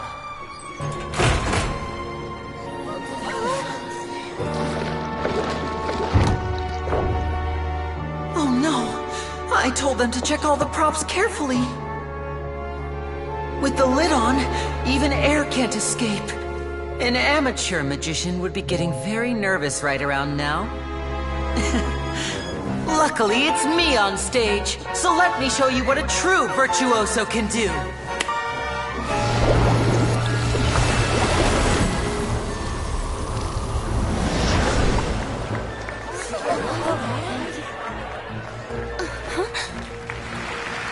Lynette, are you still there? Don't go too far. We don't want to use up all our magic. Hi, I'm back. Uh-huh.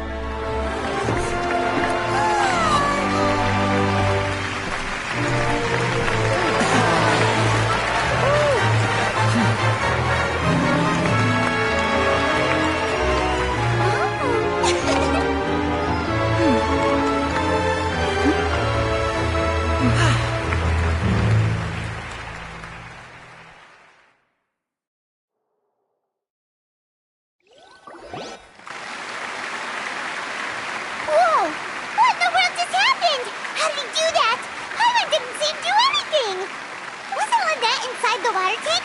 How did she disappear and then reappear out of nowhere? If we could see easily through his tricks, then that would mean that his skills are still lacking. To appreciate magic, we should focus on the show happening on stage, rather than getting caught up in trying to see that which has been intentionally hidden. Guess you're right. Paimon couldn't believe her eyes when Lynette reappeared. Amazing! Thank you everyone.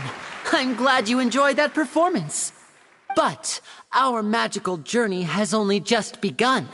I've prepared even more astonishing surprises for everyone here. The magic of transformation and disappearance can go far beyond what you've just seen. I'm sure many of you are thinking that escaping the water tank was impressive enough. But Lynette is still my assistant after all. In which case, I have ample time to make all necessary preparations. So, for my next trick, I will require the participation of one lucky audience member. Please, if my assistants could bring out the magical boxes now. There are 2 boxes and only 2 boxes. One is here and one is there in the aisle among the audience. I'm sure many of our clever audience members have already guessed our next magic trick. A swap! Our lucky audience member and I will each enter a magic box. After 1 minute, we will each emerge from the opposite box. Now please, everyone pay very close attention to the box you see here. Don't give me any chance to make a move. Wow! How's he gonna do this? Hey, do you think this is all magic tricks, or does Lenny have actual superpowers? The lucky audience member will be generated by this random number selector. It selects numbers entirely at random. Even I don't know who will be chosen to participate. Now then, let's begin. Let me see. Oh, row 7, seat 3. Congratulations! You now have the chance to experience magic firsthand for an entire minute. Please, come forward. My assistant will take you beside the magic box. I'm sorry, it might be a little cramped inside, but no need to feel nervous. We've carefully arranged everything for you to be as comfortable as possible. You don't need to do anything, but no matter what strange things may happen, don't come out of the box. If the magic is interrupted, who knows where you might end up? You might even find yourself in the Fortress of Meropide. Oh, okay. All right. Before I enter the magic box, there is one more thing I need to ask the audience to do. Could you all give me a countdown? Like this. 60, 59, 58. Just keep counting down. You can go a little faster or slower if you like. I won't be able to see anything in the pitch-black box, so I'll be relying on your voices to know when time is up. Oh, and no tricks now. If you quickly count from 60 in just 30 seconds, then I'll be in a tough spot. Ooh! Paimon kinda wants to count faster after hearing him say that! No, that won't do. I can see it in your eyes. You still can't be trusted. Let's practice together. Come on, repeat after me. 60, 59, 58. 60, 59, 58! That's right, perfect. Keep it going. All right, I'll see you all on the other side once you've finished counting. 54, 53, 52? Huh? Why aren't you counting, Nervalet? I am counting in my head. I think things are exciting enough in here as it is. Merely a consequence of my identity and personality. Do not worry about me. Just enjoy the show. Oh, alright.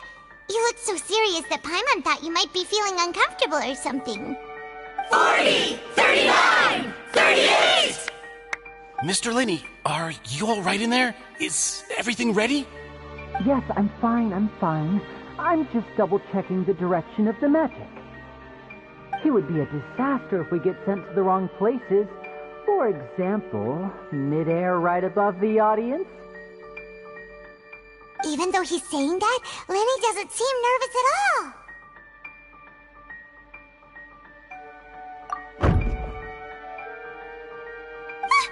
What was that noise? Did you hear it too? Not sure. Anyway, it doesn't seem like anyone's worried about it. 25! 24! 23! What's wrong, Mr. Linney? I can still hear you moving in there. I seem to have accidentally knocked over a decoration.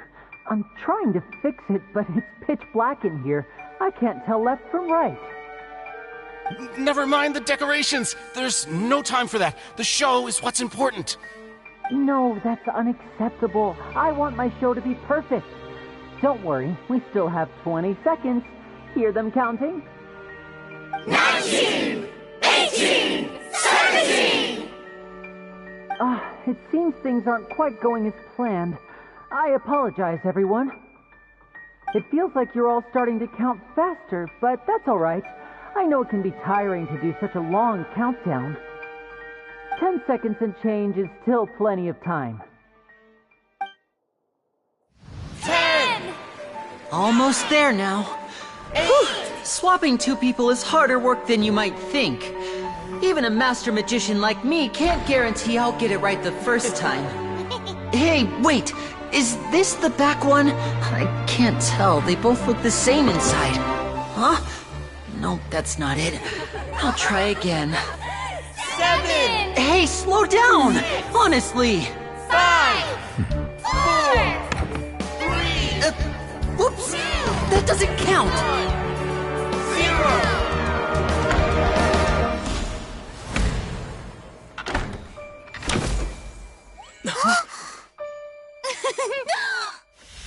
Ta-da!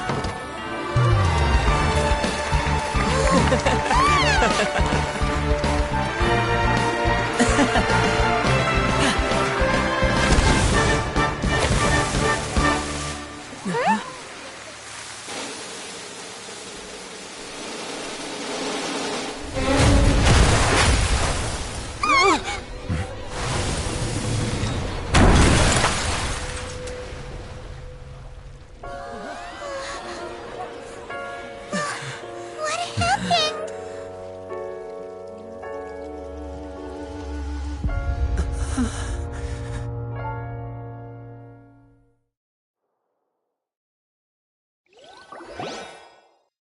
Huh? Is this part of the show? Mr. Linney, you're going to use magic to fix the stage now, right? What happened? Oh no. Maybe this isn't part of the show. The girl was still in that box, right? This performance is over. Medical staff with me. Guards, secure the scene and detain all the performers. Seal the exits. No one is allowed in or out at this time. Yes, that's right. If this was just an accident, then we must investigate the cause. But if this was all part of some scheme, then those accountable will not escape the judgment of the God of Justice. No need to be alarmed, you two. We'll get to the bottom of this soon enough.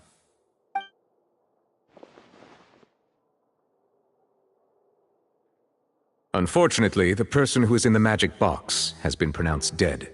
His name was Cowell, one of the assistants in Linny's magic troupe. Apparently, the fireworks on stage ignited the ropes that were suspending the water tank, which then caused the tank to fall onto the stage. As of now, we are still not sure why we found Cowell in the box, rather than the guest from the audience. And after an initial search of the area, the guards have confirmed that the girl is nowhere to be found. It appears that this incident was not merely some mishap with the performance. And there are many indications that it is connected with the case of the serial disappearances of young women. The serial disappearances case? That's the case that Charlotte mentioned before!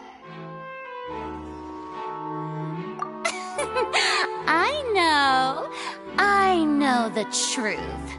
I can see through the whole thing. Really, using such a shallow and obvious mystery as his finale. Did he really underestimate us that badly? I say that our powerful magician, Mr. Linny, is now the prime suspect for the serial disappearances case. Huh? Why me? This whole thing was an accident. No, this all occurred during your magic show, did it not? The missing girl disappeared after being chosen, did she not? The deceased is one of your assistants, is he not? Now that I think about it, that whole speech about magicians making things disappear was nothing more than a provocation, a bald-faced challenge. That can't be right! How can Linny do this? He was in the box on the stage the entire time! We can even hear his voice! Besides, before the show, he told us that he would like to catch the criminal behind the disappearances! He couldn't possibly mean catching himself! Save discussion for a later time, please. Lady Farina, may I assume that your comments just now constitute an accusation against Mr. Linny and his associates, and that you are pressing charges? Huh? I just think that I think it might be a little early to talk about formally pressing charges. But what Lady Farina said just now makes perfect sense. Looks like she's gonna personally deliver justice. A kidnapping and murder carried out under the cover of a magic show. Lady Farina said it all. I mean, of course, my dear people. But what excites me even more than the obvious truth before our eyes is the opponent I'll be facing. That's right. I mean you, Traveler. You'll support Linny, won't you? After all, he was the one who helped you the first time we met. Then there's no problem at all. You know, the Traveler and I already had a duel the first time we met. But with Linny's help, our little duel ended in a draw. But draws really are the most boring possible outcome. So, no more draws. Between the two of us, there must be a clear winner and loser. And what better place to hold such a riveting showdown and decide the true victor than here, on the grandest of stages, the Opera Epiclese. Huh? It wasn't a draw. She obviously lost last time. I understand. Charges have now been pressed, and as such, a trial is in order. Well, Traveler, seems Lady Farina has set you in her sights. But putting her dramatic rhetoric aside for a moment, I would like to ask you, are you willing to act as Mr. Linny's attorney and defend him in this case? Very well. The trial will be held a day from now in the Opera House. Both sides may investigate the scene to build their cases and search for the truth. Linny and his troupe are all potential suspects and shall remain within the Opera House. The audience may begin to leave in an orderly fashion once they have been cleared by the guards. A day isn't that long. Let's Let's see what kind of case this big shot outlander can build in such a short amount of time.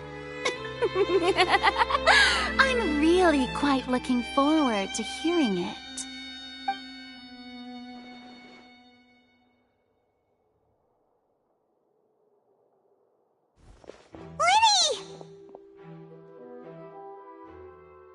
Sorry about everything that happened just now. Were you frightened? Of course! Who wouldn't be scared after witnessing an accident like that? Yeah, I'm a little shaken up myself. How could this happen? And poor Cal. I know you already claimed that you would defend me, but now it's just us talking. Tell me, do you think I could possibly be the murderer? I understand. Even I'm not sure what happened, so I can only imagine how difficult it is for you to grasp the situation. I'm sure everyone sees me as the biggest suspect at this point. But, if you ask me, the whole thing is mysteries layered upon mysteries, such that all that's left is confusion. I don't know whether what happened there on the stage was purely an accident or not, and I don't know why poor Cal was in the box. As for how that girl chosen from the audience could suddenly disappear, I'm afraid I don't have any answers either. If someone tampered with my performance, then we need to figure out what they did. Even a skilled and knowledgeable magician like myself couldn't pull all that off in just 1 minute.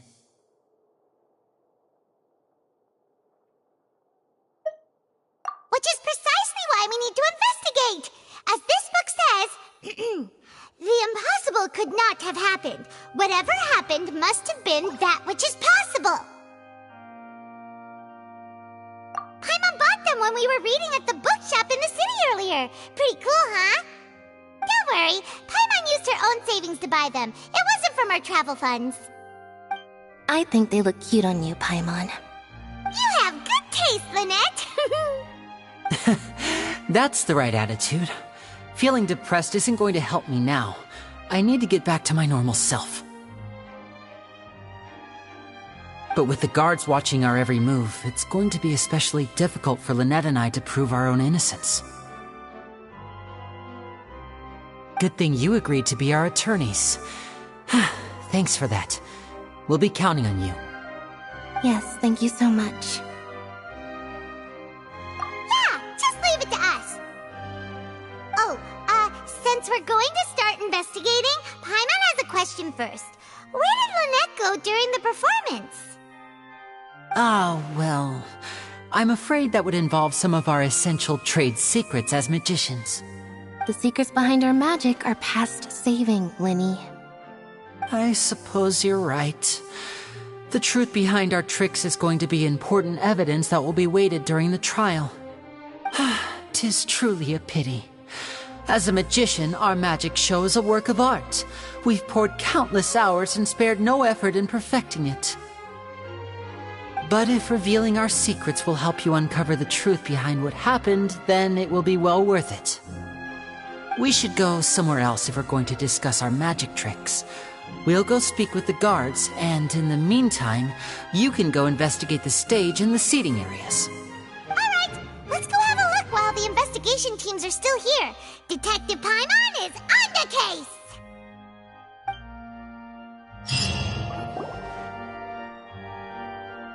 Hello, officer. How's the investigation going? I see. You must be the traveler that Lady Farina mentioned.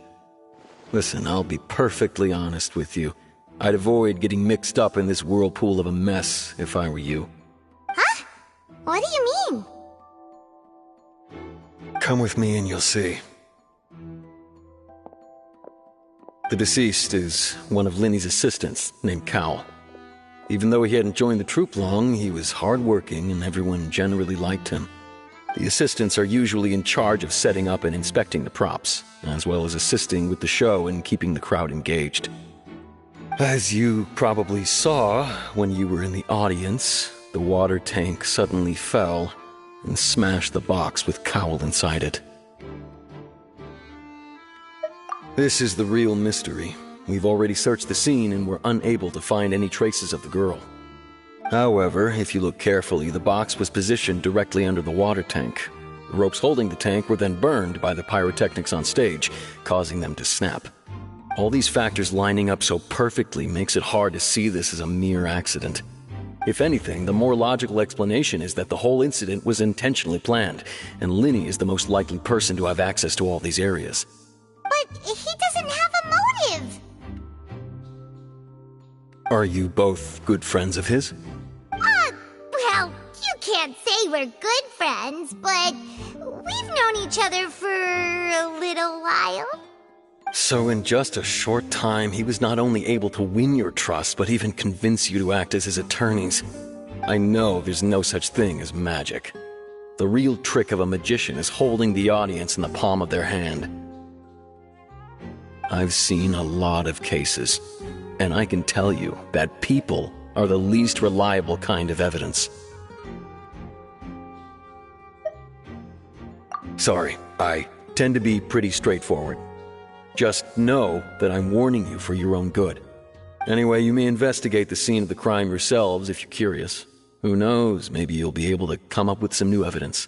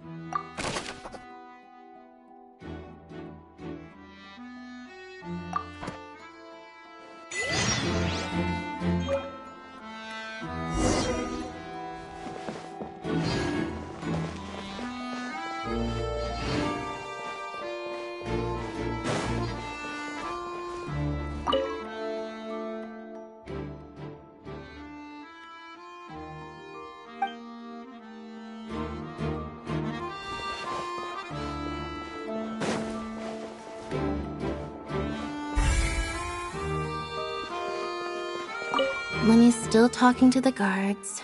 It seems he'll have a lot of explaining to do. I think someone will be assigned to monitor us later, but that's alright.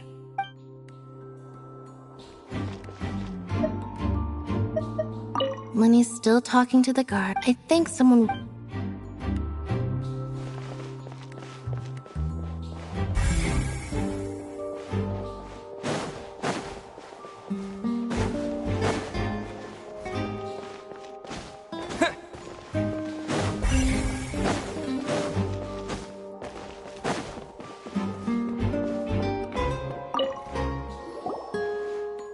The investigation team has some new findings. Turns out there's an issue with the random number selector after all. See, I told you. What if the machine picked some big guy's seat? You think the murderer would have still made his move then? Sorry to interrupt, but we're helping Linny and Lynette with their side of the investigation.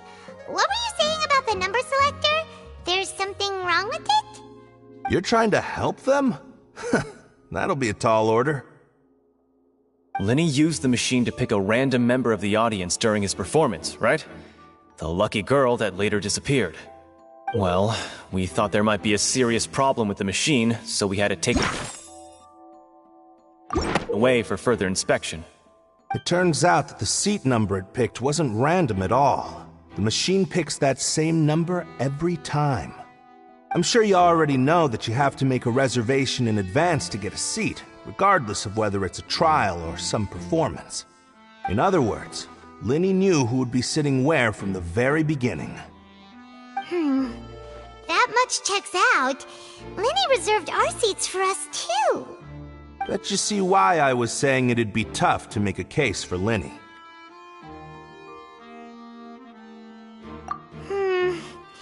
Even though it's bad for Linny's case, Paimon had better write it down.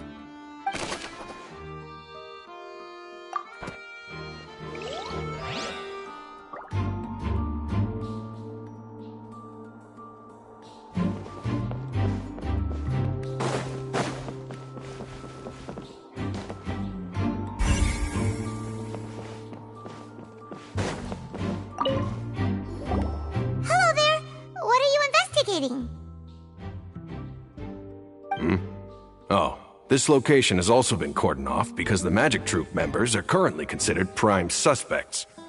The investigation team is still collecting evidence.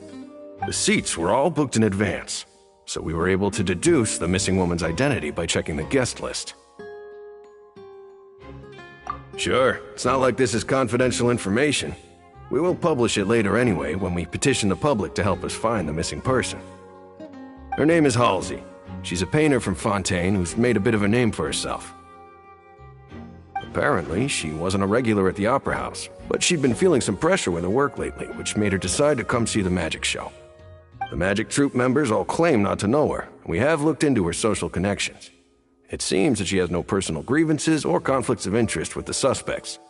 Simply put, she wasn't related to the Magic Troop at all, which matches the features of the previous serial disappearances. Were the victims of previous cases also chosen at random? That's how it seems to us, in any case. Apart from the fact that they were all young women of around the same age range, there really weren't any other connections between them. Okay then.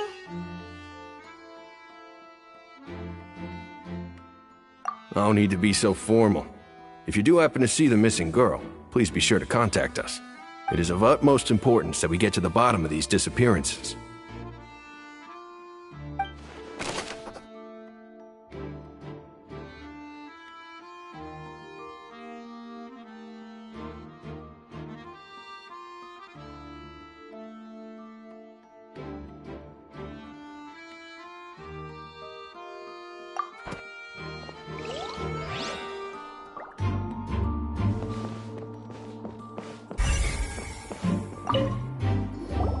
So this is the rope that broke and caused the water tank to fall. The rope looks pretty durable. How can it be burned through so quickly by fireworks? Why are you suddenly so serious, Traveler?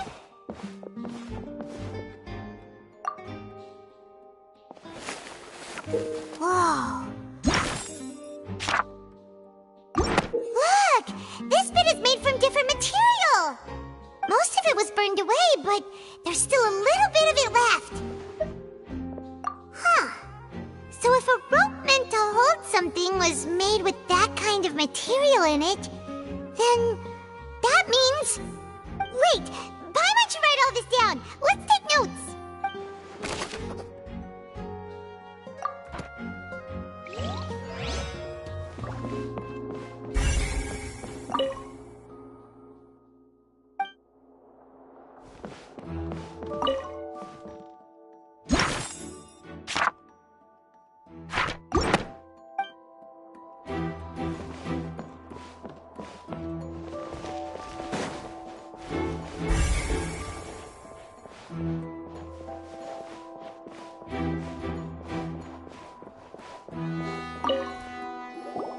I see that you're investigating the area. Well, it just so happens that I'm interested too. If you find any new and interesting leads, be sure to share them with me, alright? We don't have too many thoughts yet. Then why don't I tell you my hypothesis first? The way I see it. And I'll start it with that loud thud. The thud? Oh, you mean the sound that happened during the countdown? Yes, exactly. It wasn't terribly loud, but I suspect that most people heard it. It's just that everyone was awaiting the results of Linny's trick with bated breath, so no one paid it much mind. But now that the incident has happened, the thud has become an important clue. That makes sense. So, what do you make of it? I'm of the opinion that it may have been the sound of Linny's accomplice, Lynette perhaps, jumping atop the water tank or something like that. And when the pyrotechnics went off, she cut the rope, sending the water tank crashing down. But wasn't the noise we heard too loud for that? Perhaps the balance wasn't right, leading to a particularly rough landing. Oh, that's true. I suppose I must reconsider. That does remind Paimon, though. What was with that sound?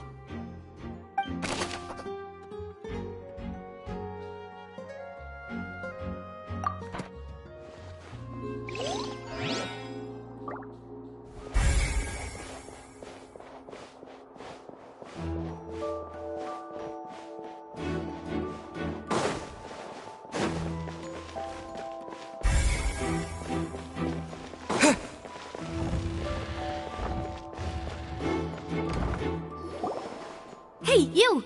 Yes, both of you! Over here! I've been keeping an eye on you for a while now. Huh? You mean us? That's right. If I'm not mistaken, you're also among those who wish to cut down the thorns and pursue the truth. No? And by the looks of it, you're not from Fontaine. Well, you're right on the more about that one, but who are you? Have you never heard of the Spina di Rosula? From mediating disputes and providing protection to solving conundrums, you name it, Spina di Rosula does it. And I, Navia, have the honor of being its renowned president. Though those who play by our rules call me boss. I'm Silver, her attendant.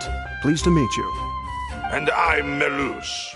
Demoiselle's various daily needs and affairs are under my purview. Huh? Boss? Demoiselle? What gives with the names? Well, I am the second generation president. Melus and the others are still used to my previous title. My apologies, Demoiselle. Should you prefer, boss, I will endeavor to use that instead. No need. You don't have to call me boss. Just Navia is fine. Okay, if you say so. Not that we're members of Spina di Rosula anyway. All merely trifling details. Never mind. Now, back to the situation at hand. That's right. I've always kept an eye on the serial disappearance cases. My interest stems from a matter back from my father's time. Judging from the look of things, I find Linny an unlikely mastermind. Really? We think so too! That's why we're looking for clues now. But how did you come to that conclusion? Intuition, naturally. My unparalleled intuition. Farina sure was quick to point the finger at Linny without any decisive evidence whatsoever, wasn't she? But that's not uncommon for her. If you remember, the Justice had to interrupt her and ask if she was pressing charges just to keep her from getting carried away. Anyway, a trial begins the moment someone levels charges. And, of course, there was no way Farina was going to back down in that situation. Sounds more like you just don't trust the Hydro Archon. Well, what's your opinion?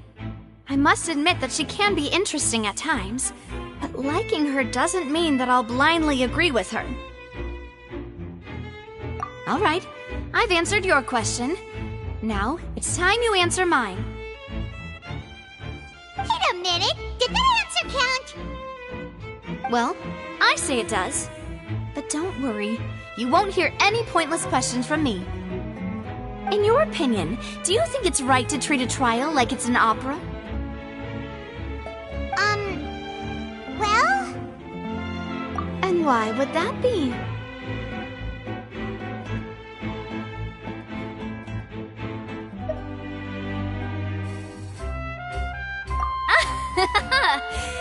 See, Silver and Melus?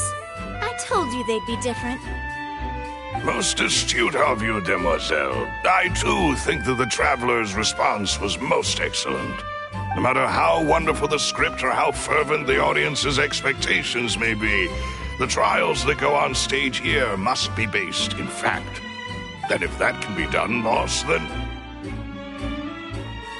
All right, that's quite enough, Melus.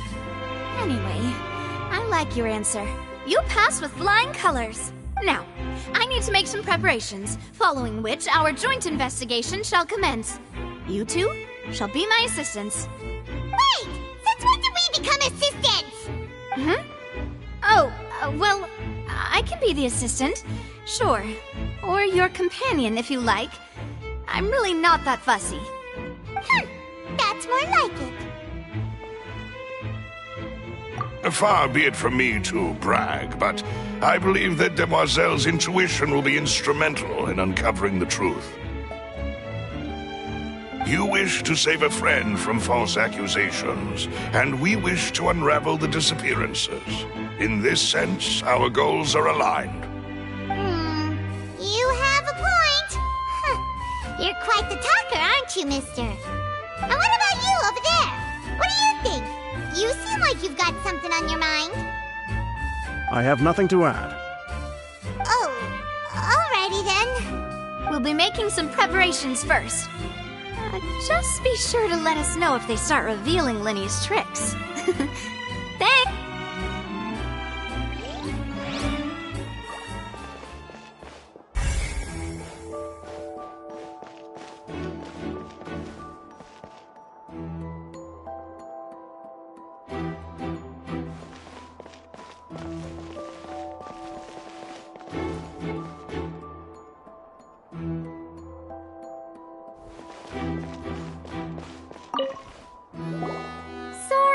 But no one can freely enter or exit the Opera House at the moment. If you wish to leave, you must register your identity with us first. No, we're not leaving.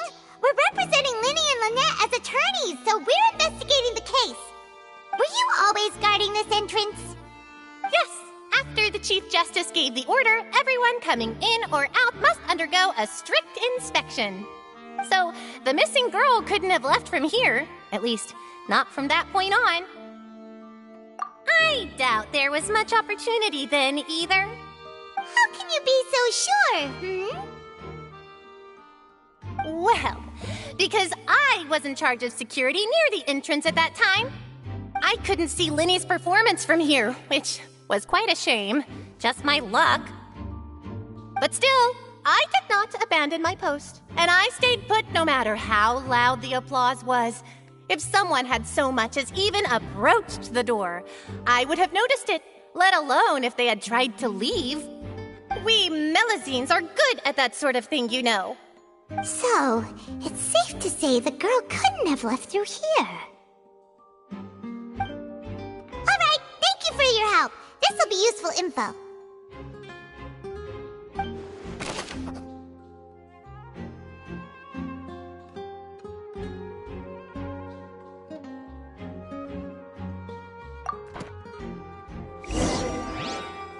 We've checked everything of note here at the performance venue.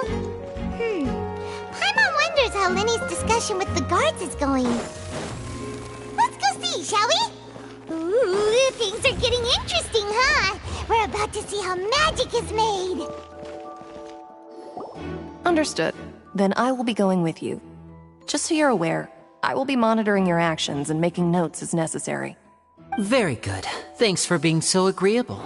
I'd pull a rose out of my hat as a gift for you if I could. You may spare the pleasantries. I'm just doing my job. You've arrived. Who's this? Me? I'm Spina di Rosula's guardian angel. If you've got a problem, I've got the firepower. Sorry, I got a little carried away there. Call me Navia. I'm a partner of theirs, and will be helping investigate this whole situation. And these are my companions. Would you mind if they join as well? Fine by me. Oh, new helpers? I would be most grateful. Well, let's just say we're tagging along. It's not every day you get to see the secrets behind magic performed on such a large scale. I appreciate your kind interest. Come with me. We'll be heading below stage. Huh? Below stage? Yes, a world of secrets is hidden beneath this magic box, prepared specifically for this switcheroo trick.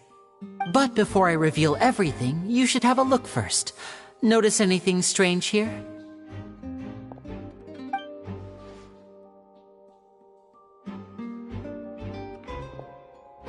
I'm not trying to be dramatic. Remembering the details of a trick will help you understand the methods used to perform it more easily. Huh. Weren't there balloons and other decorations here? Where did all that go? Ah, good eye. That said, you're still far from discovering the answer. The back? You mean the inside of the door? What's different about it? Paimon didn't notice anything. Very good indeed. I thought you might not be able to catch that, given that you were sitting in the first row. The back of this door was patterned. Those patterns are now gone, replaced by a smooth wooden board. So, if you put 2 and 2 together, what do you get? Exactly. All right, let's go. I'll tell you how it works as we head down.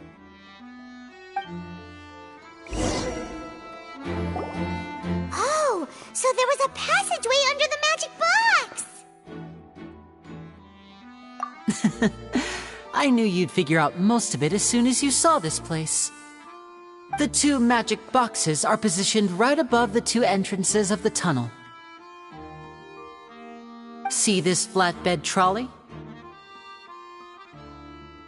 The box with the lucky audience member in it would be shuttled over to the other side using the trolley. This trolley can raise and lower and even rotate, ensuring that the box will face in the right direction. I see. So that's the purpose of the box inside another box. Precisely. The inner box would descend after the audience member was put inside and be moved along the trolley, all while the outer box would remain on stage as if nothing had ever changed. So that's how you did it! Once the box was lowered, the trolley would store some energy through this device here, with which it would complete the rest of the steps. The audience member would only be able to feel some slight movements in the dark, and by the time she walked out, she would already be back on stage.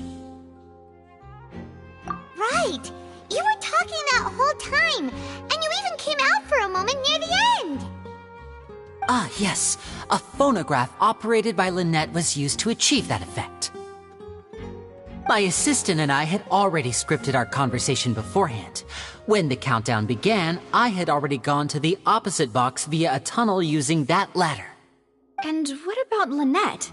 Where was she? I was in the mezzanine space in the back of the box. Oh, interesting! That's how we were able to coordinate Linny's lines with the assistant. And, by the way, I was the one who walked out of the box at the end. I mean, we are twins. All it takes is a change of clothes and no one can tell who's who. And that's my favorite part of this trick. Only Lynette and I can perform it. So that's how it all worked! Wow!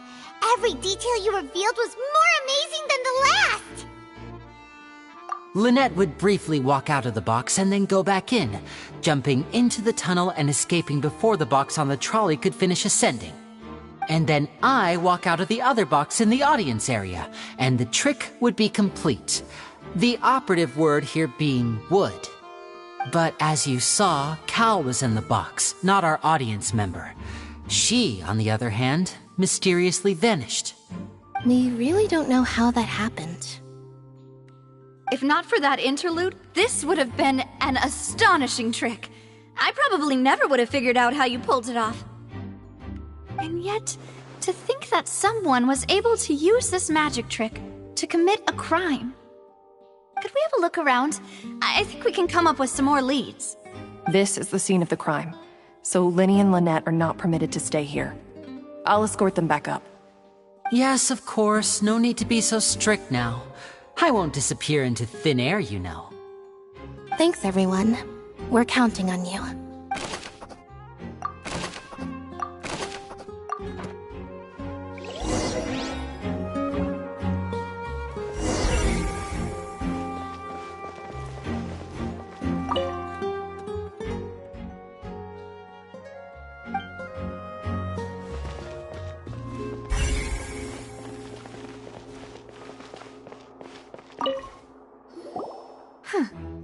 What's this? Looks like a hook tied to the end of a rope. Huh? There's all kinds of odds and ends here. Perhaps it was a prop for a different trick. But why would it have been left here? Whatever it is, let's make a note of it first.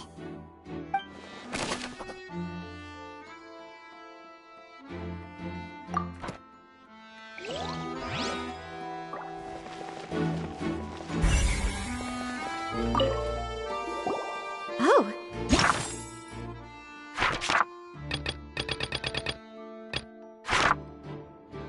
These are the clothes that the lady chosen from the audience was wearing, right? Her clothes are here, but she's nowhere to be found. Right. And do you really need to do that if you're kidnapping them? Ugh, this is so confusing. Paimon doesn't want to be a detective anymore.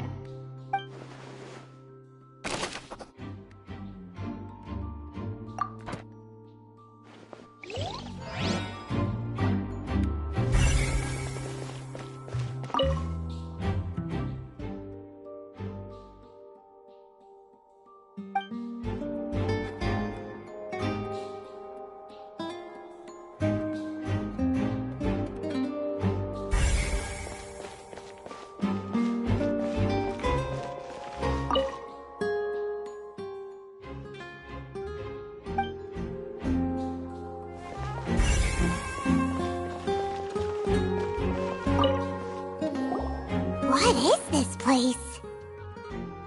It seems someone could fit through here. Huh. Could this have been the suspect's escape route? Alone, perhaps. But if they had to pull another person with them, the space would be too narrow.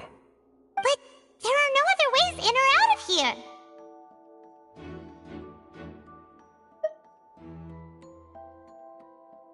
Oh, you're right! Let Paimon write that down.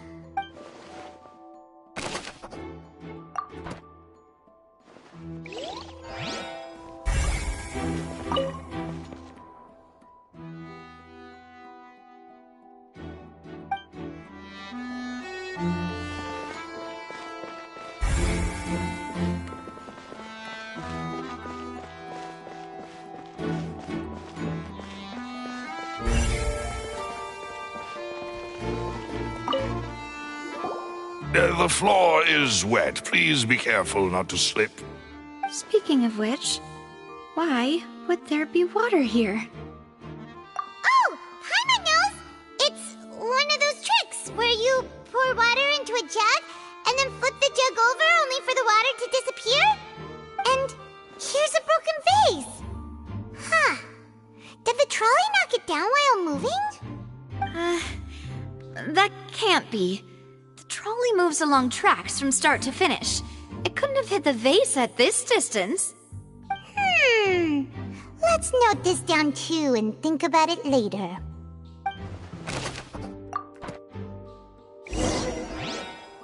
Seems we're just about done investigating down here. Yes, let's head back up.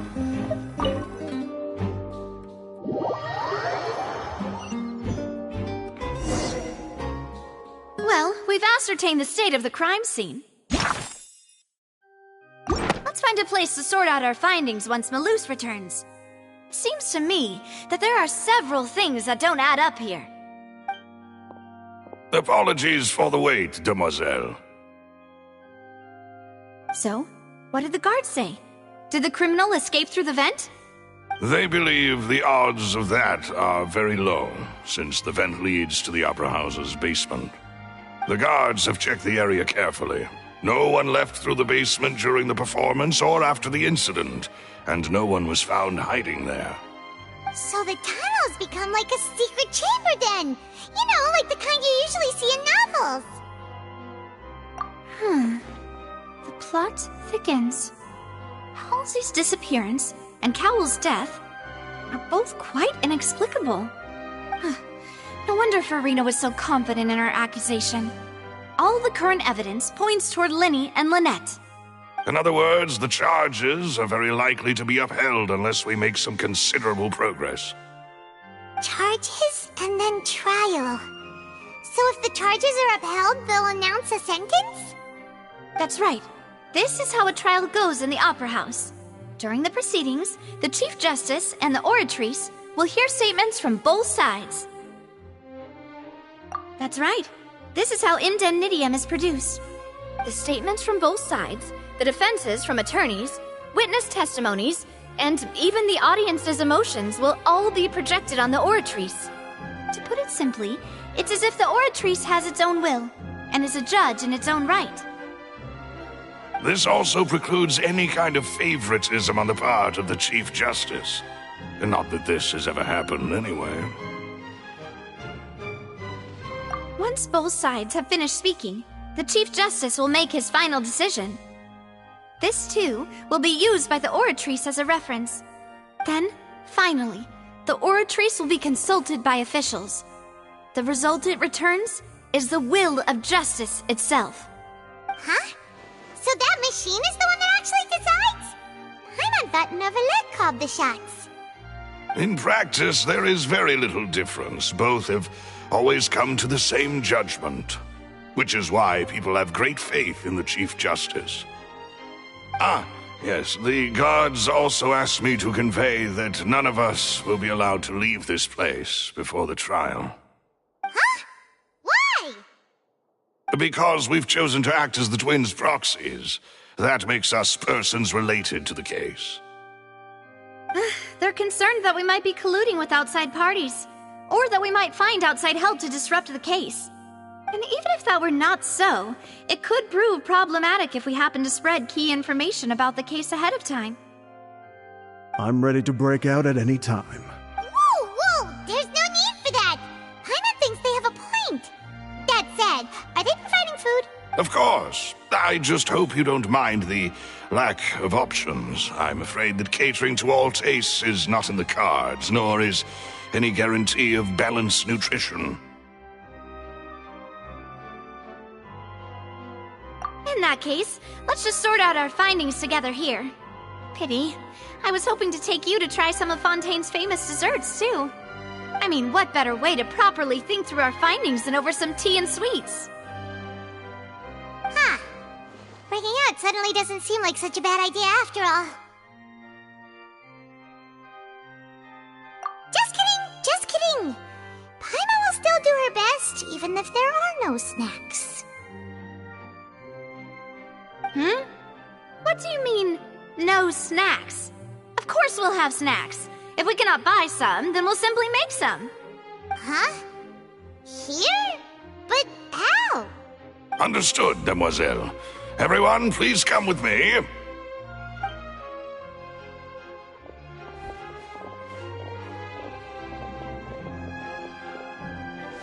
Wait, you're carrying a portable stove with you?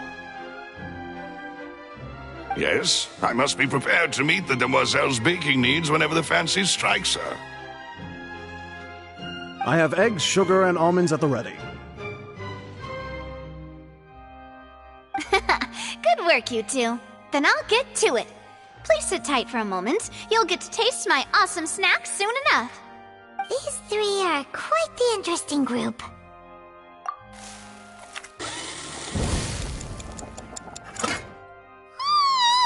And Paimon thought it smelled good while it was still in the oven! Oh, it's even better now. Paimon can't stop drooling. From the way you had these two guys carrying all that stuff around, Paimon thought you'd have them do more during the baking process. But you ended up doing the entire thing by yourself! Beating the egg whites, grinding almonds, everything! I was applauding. And I was giving encouraging smiles. Paimon was just thinking, aren't you worried about getting your fancy dress dirty beating egg whites and baking like this?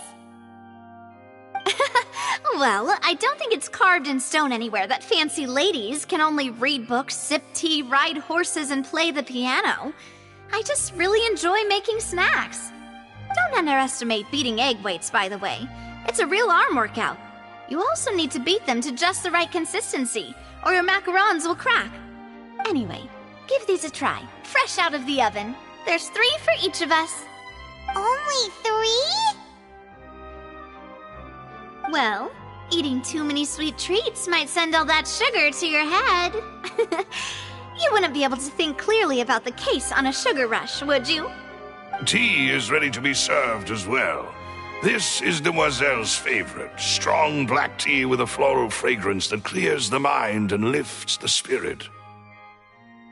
No need for concern. I'm merely doing as I should.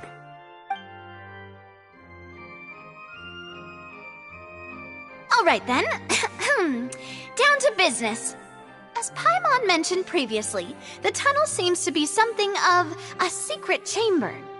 However, we can assume that Linny and Lynette were not alone within it. Some criminal also occupied its sealed confines. The magician twins could have committed the crimes, of course, but they lack any logical motive. Exactly! Why would they do such a thing right when everyone was watching? The flower vase and the thud we heard during the performance could indicate some altercation between Halsey and the criminal in the tunnel, resulting in the shattering of the vase, the discarding of her clothes, and her abduction. Perhaps the criminal thought that since she was chosen from the crowd, she would be too easy to identify if she was still wearing the same clothes. Paimon thinks that makes sense, but the real trouble is...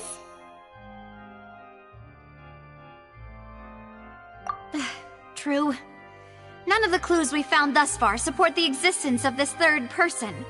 But the only people left to consider are both technically victims, whether it's the missing girl, Halsey, or poor Cowell. Huh. Could Halsey have secretly made modifications to the magic props in order to murder Cowell before making her escape? That's right. And even if she had tampered with the setup, she would need to understand the entire trick to pull it off. Nor does she have any motive. The guard said that she has never had any dealings with the Magic Troop's members. Were we not thorough enough in our search? From the sound of things, this is turning into an impossible case. Your macarons are amazing, though, Navia. They smell great! They're nice and crisp and super sweet! They are my specialty, after all. And I see you've already had 5 of them. What? 5? Oh, that can't be right. Paimon only counted 3, honest! Please don't worry about it. At my age, a few less sweets might actually be a good thing. No! Being greedy is one thing, but Paimon knows how to count. Besides, Paimon knows that if she ate too many, then others wouldn't have enough. Wait, even you don't believe Paimon? How could you? If Paimon ate those 2 extra macarons, then may they turn into stone in her stomach! All right, we get it. Well, I suppose one of us might have gotten too engrossed in our chat and eaten them by mistake. No big deal. Maloose, set up the stove again, if you would. Huh? What are you... Making sure everyone gets 3 macarons, of course. Exactly. We don't want to trouble you. As you wish, demoiselle. And I have the egg, sugar, and almonds. Well, this really is your hobby, huh?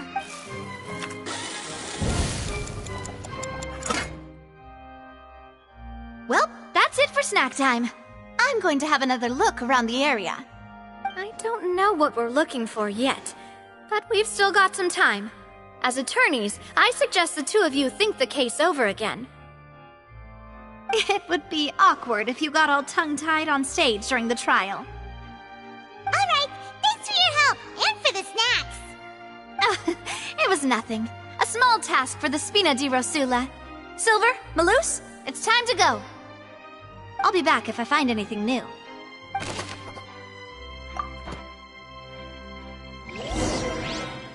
Alright, it's time to put our heads together. We've got to get our defense ready for the trial. Oh, it's probably gonna be a long and difficult case. There's no point in worrying about that now. We just need to prepare.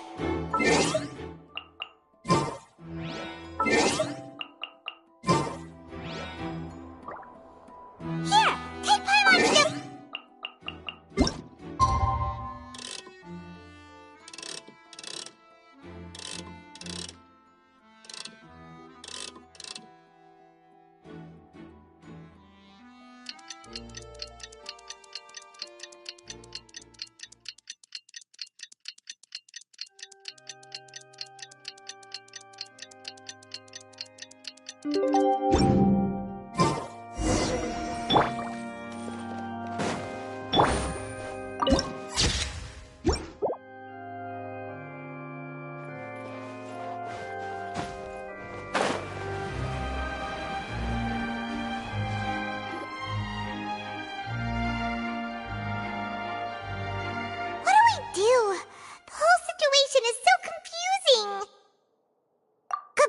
on! Impossible things don't just happen. We'll get to the truth one way or another. Just relax. Even if everyone else suspects Lenny and Lynette, at least we will be supporting them from the stands. Besides, I doubt Farina understands any more about what happened than we do. Thanks, Navia. Well, we'll be going then. Best of luck to you.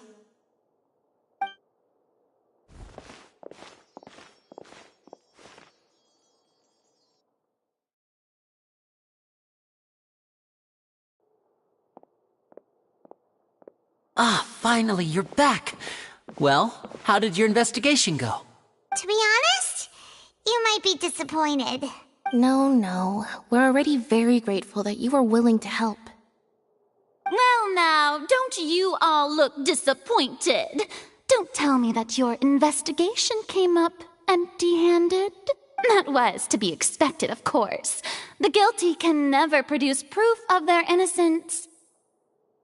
But don't let that stop you.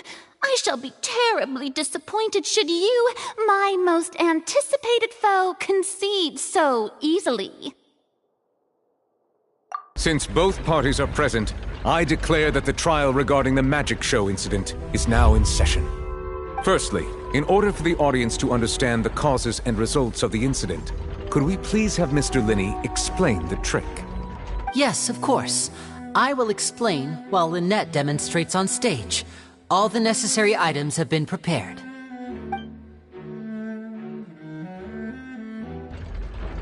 Thank you, Mr. Linney. In that case, I take your statement to be that you ran to and remained hidden within the magic box in the audience stands once the trick began, and thus could not have committed the crime. Is this correct? Yes, that's correct, Your Honor. In that case, I call upon the prosecution. Lady Farina, do you wish to refute his statement in any way? Why, of course I do. Allow me to take the first shot and break this case wide open. Mr. Linney is clearly lying. There is no way you could have been in the box the whole time if you were to abduct Halsey and murder Cowell. In fact, I'd say you were hardly in that tunnel at all. That is simply your hypothesis based on the presumption that I'm guilty. Oh, is that so? And if I may ask, what did you hear while you were inside your box? The roaring countdown of the crowd, of course. That's how I kept track of the time and built anticipation for the finale. And you didn't hear anything else at all? Nothing that might leave an impression of any kind? No, nothing. I see. But when the count reached 30 seconds or so, there was a thud. One so loud that I believe practically everyone heard it. Huh? Hey, hang on. Something's not right here. Yeah, I'm sure he could have heard a noise that loud from inside the box. I was right by the box and I definitely heard the thud. Look at those scales. Could those mean... Well then, ladies and gentlemen, allow me to use the words of the magician himself. You never know what can happen in the blink of an eye. Indeed, it seems his alibi can also collapse in the blink of an eye. Of course, I have armed myself to do far more than smash your alibi. Confidence cannot go unfounded, and my foundations are rock solid. Tell me, aren't you and Lynette actually from the House of the Hearth? The House of the Hearth?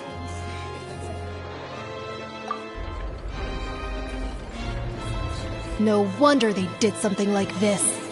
So the serial disappearances were the Fatsui's doing. Now it all makes sense. I've got a feeling that what happened on stage probably wasn't just an accident. That's irrelevant. Our identities have nothing to do with what happened. Indeed.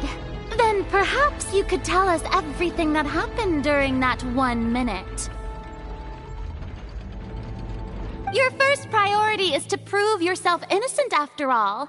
I'm sure there is little that needs to be kept secret now. Unless your script already has holes in it. The Outlander is speechless. My, oh my, don't they look flabbergasted? Now comes the infighting and discord, I suppose. This was almost too easy. Good thing I made all those preparations. Seems the all-nighter I pulled last night is really paying off.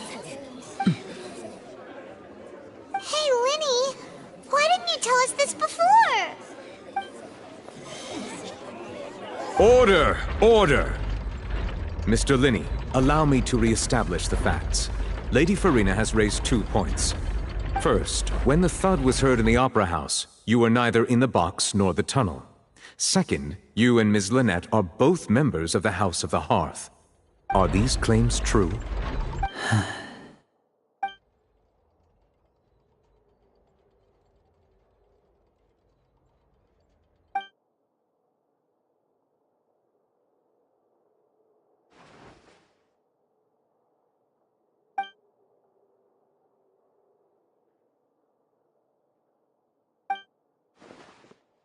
Please answer my question, Mr. Linney.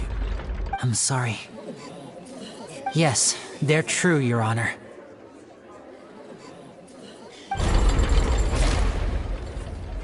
I knew it! Well, that's it. We might as well move on to the sentencing already. What should we do now? Granted. In that case, what is your request? Is that really necessary? They're already as good as guilty. The defendant deceived their own attorneys. What is there left to discuss? Order! Order, I say! Your request is reasonable, and we shall adjourn. This trial will reconvene in 1 hour. So you would stick to Mr. Linney's defense even after knowing what you do now? You certainly have more professionalism than I thought. In that case, my dear audience, let's allow the joy of victory to steep for a little while longer.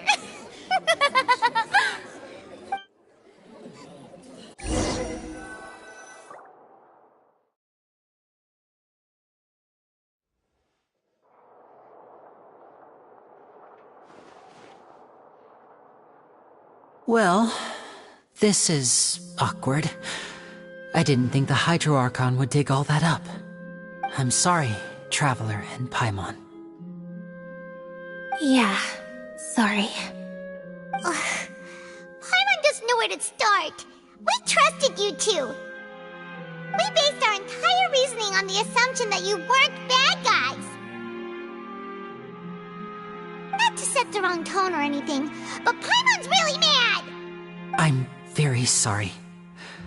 I know you're angry, and reasonably so, but please, let me explain. I know you've clashed with the Vitui several times before.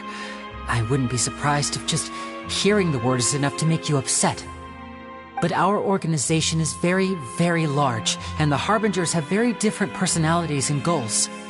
Right now, we want to save people. As many as we can. That's right. I'm sure we're on the same page when it comes to this nation and the disaster that its people might face. I knew if it weren't for our respective identities, we could become good friends. That's why I didn't wish to flat out lie to you, but chose to hide some details instead. The truth is very important, but being completely transparent about everything would see us spending more effort than we need to.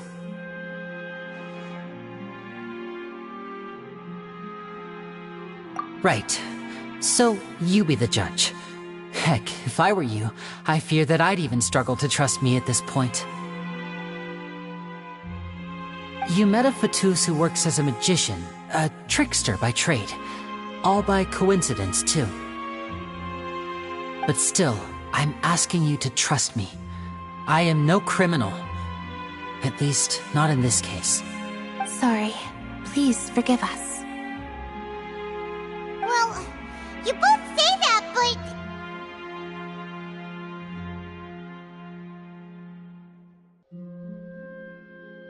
Right. Let's hear your answer first, and no lies now! Of course. I'll answer any question you ask. We've been trying to find out how the Oratrice operates. We want to know why it has a consciousness. Why can it deliver sentences accurately? During our investigations, we learned that the machine's core is beneath it. From that moment on, Lynette and I have been designing this box swap trick, with the objective of getting close to the core. Is that why you needed a whole minute? That's right. In truth, the audience would take about 75 seconds to count down from 60, while I would only need 15 to get to the opposite box. So, after jumping into the tunnel, I accessed the Opera House basement via the vent, and went to investigate the room in which the core is stored. That air vent was created during the construction of the tunnel specifically to execute this step. Well, nothing.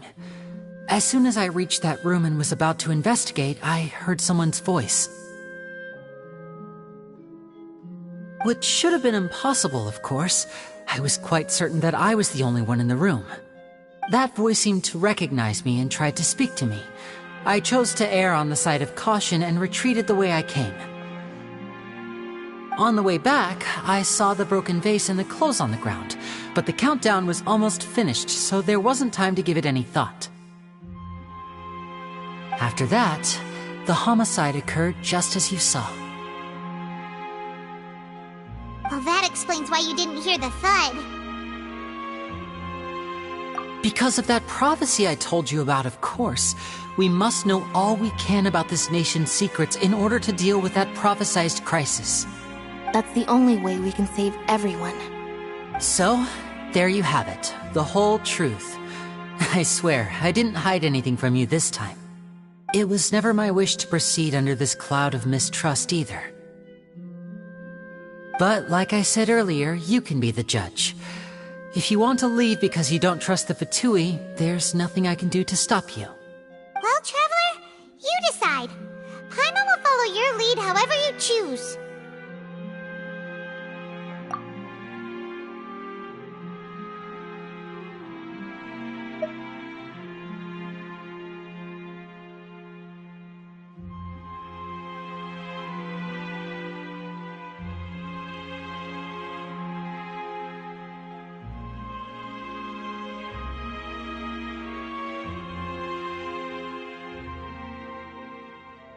Okay, thank you. Thanks for giving us a chance. The current problem is that the scales are tipped pretty badly against you two. If we want to refute the Hydro Archon's accusations, we're gonna need a seriously watertight defense. Huh?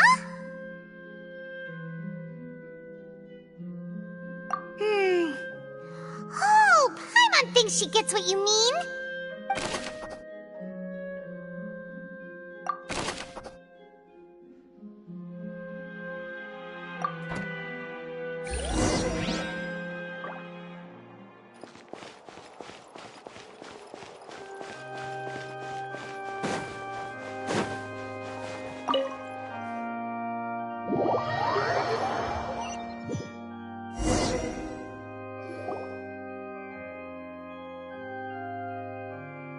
Both parties have returned to their positions.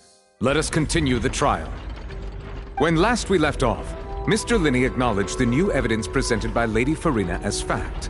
Therefore, Lady Farina may continue stating her reconstruction of the events. That took long enough. Now then, if everyone would lend me their attention. At this stage, let's revisit that scene from Linney's perspective.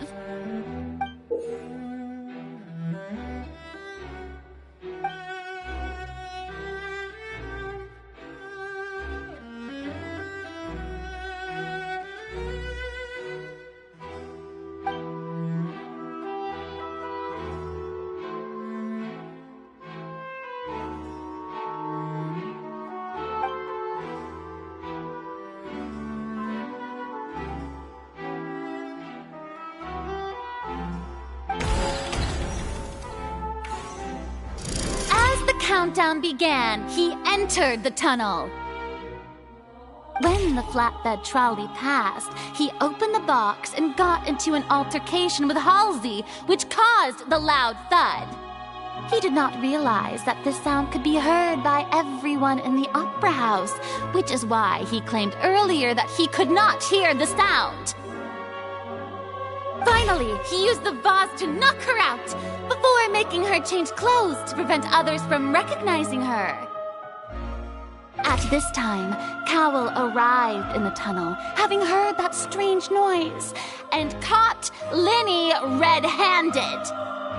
So Linny proceeded to knock him out too before stuffing him into that box. Afterward, Linny passed the unconscious Halsey to his accomplice through the magic box in the audience stands, before operating the devices such that Cowell's death would be ruled an accident. And there you have it.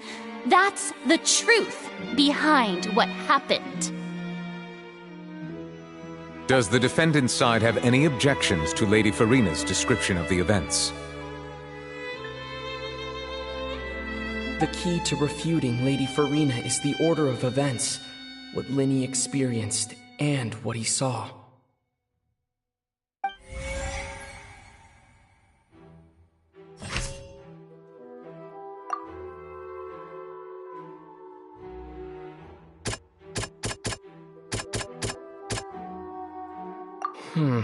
Seems this won't produce a particularly effective rebuttal.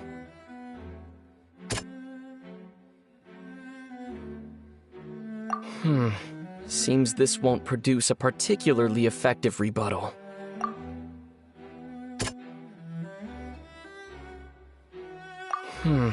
Seems this won't produce a particularly effective rebuttal.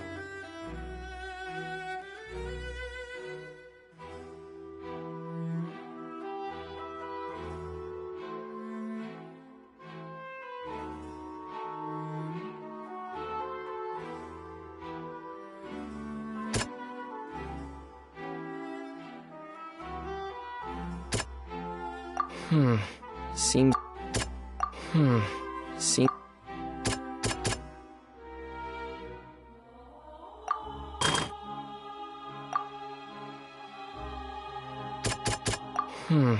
Seems this won't produce a particularly effective...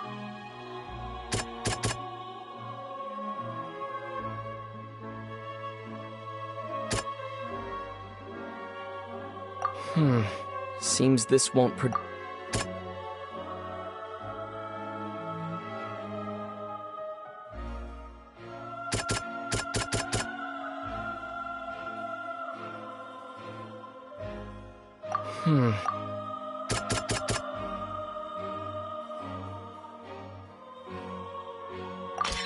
According to Linny, he left via the vent after entering the tunnel.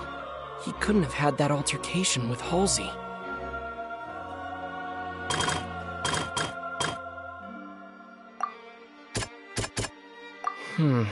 Seems this won't produce...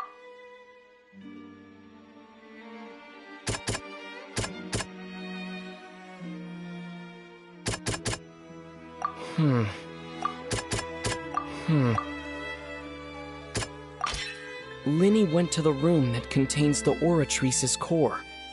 This is the actual truth.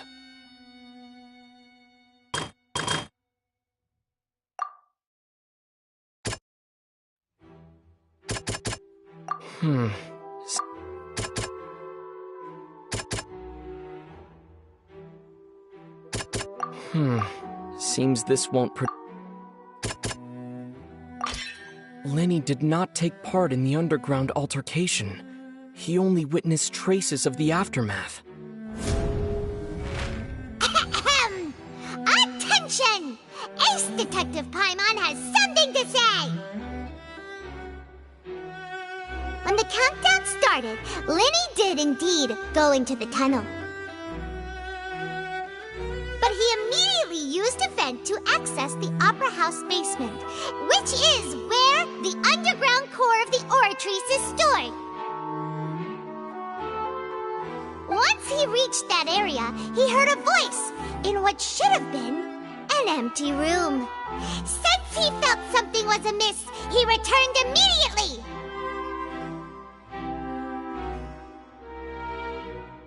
The crime scene had already developed by the time he reached the tunnel again, and in order to complete the magic trick, he did not remain there for any length of time.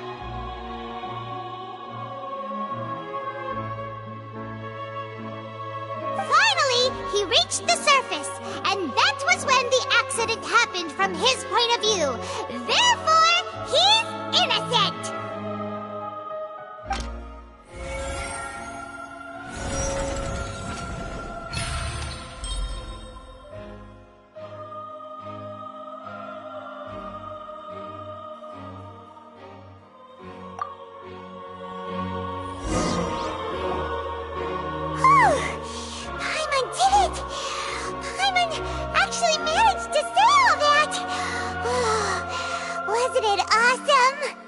In other words, you believe that he knew nothing of the incident?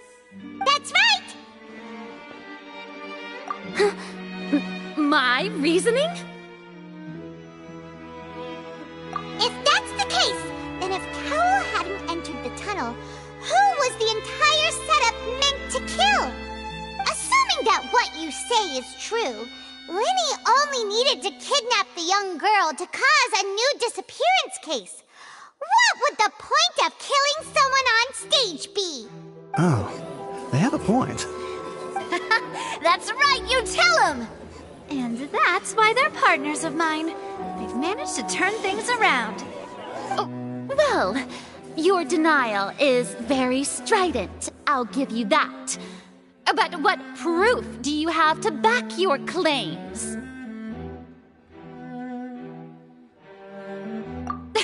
Of course I do.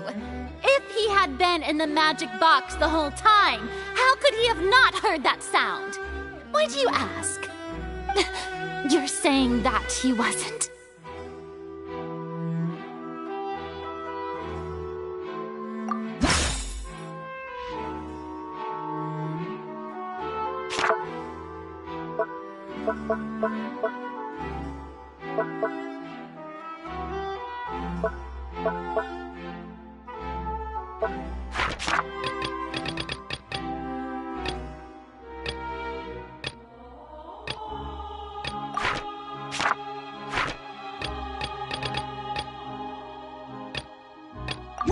That's right!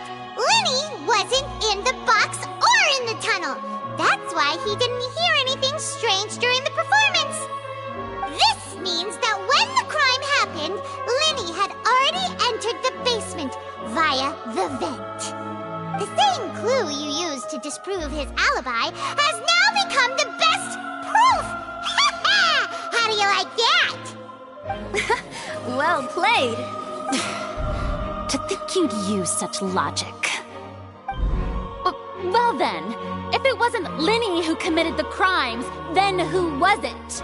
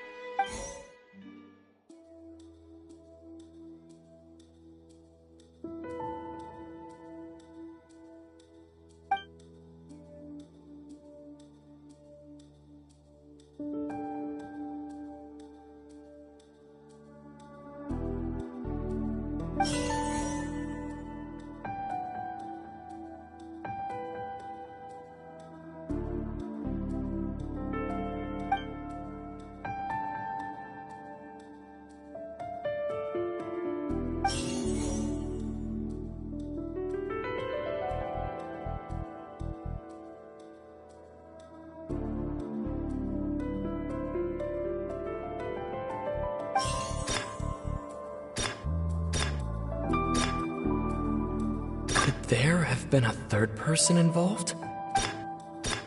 The deceased's name is Cowell, Linny's assistant.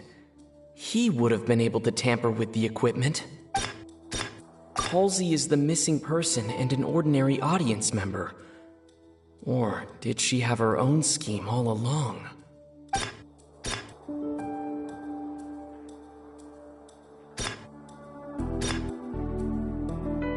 The deceased's name is Cowell.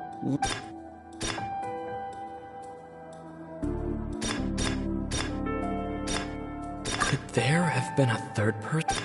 Halsey is the missing person.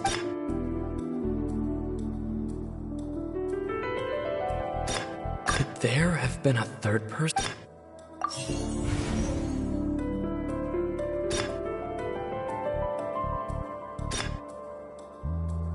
The deceased's name is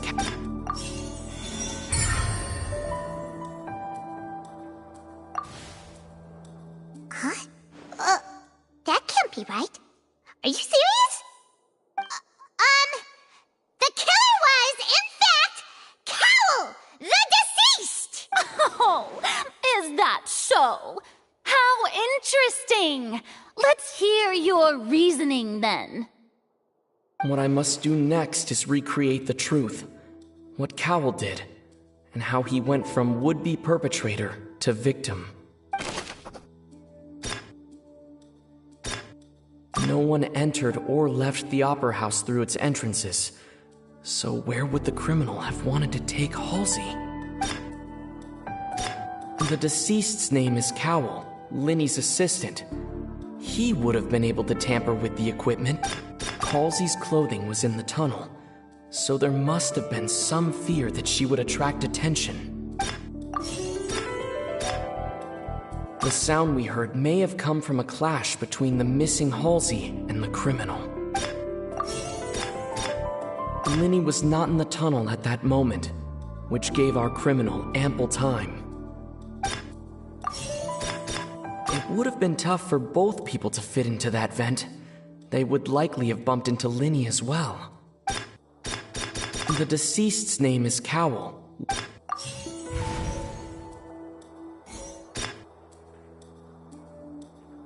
Linny was not in the tunnel at that moment.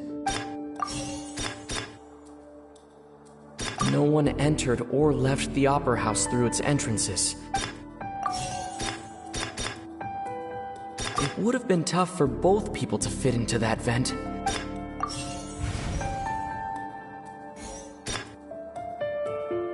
Halsey's clothing was in the tunnel, so there must... No one entered or left the Opera House through its entrances, so where would the criminal have wanted to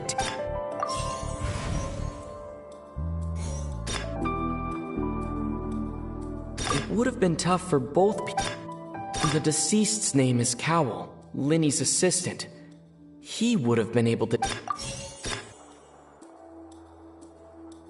Halsey's clothing was in the tunnel.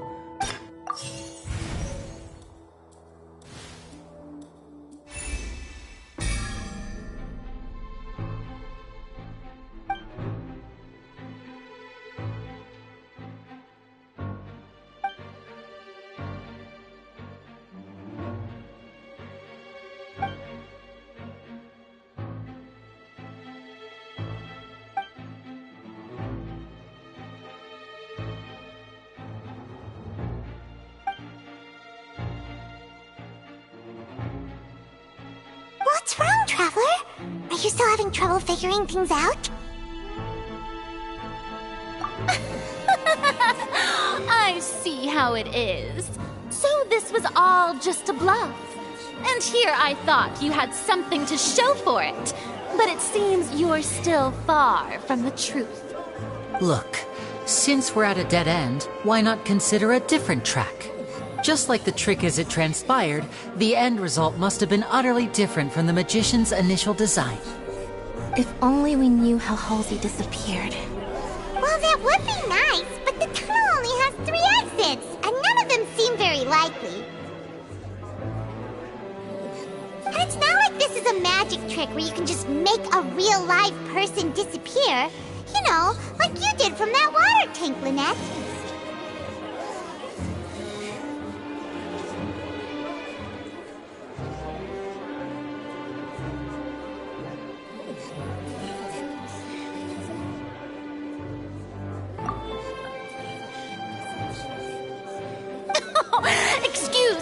interruption, dear opponents. But do you not see that the crowd is growing impatient? There is no greater sin in this opera house than an awkward delay in the performance.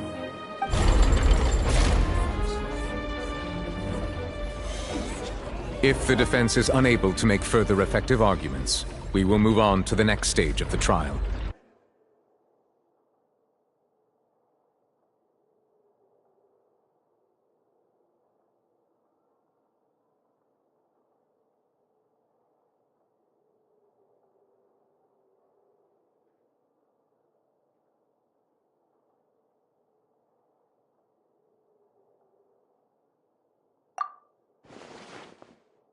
Linny was not in the tunnel at that moment, which gave our criminal ample time. The sound we heard may have come from a clash between the missing Halsey and the criminal. The deceased's name is Cowell, Linny's assistant. He would have been able to tamper with the equipment.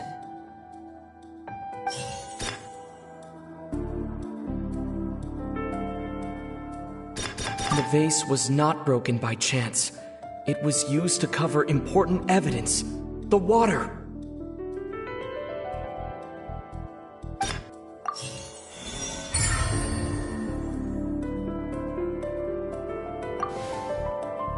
Oh, Paimon gets it! It all comes together if Halsey disappeared instead of being kidnapped.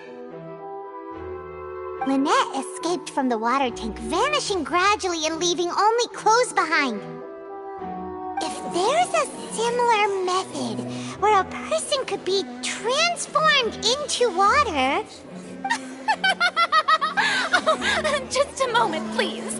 I do hope you know how preposterous you sound at the moment. How could a person ever be transformed into water? This is reality we're talking about here, not some magic trick.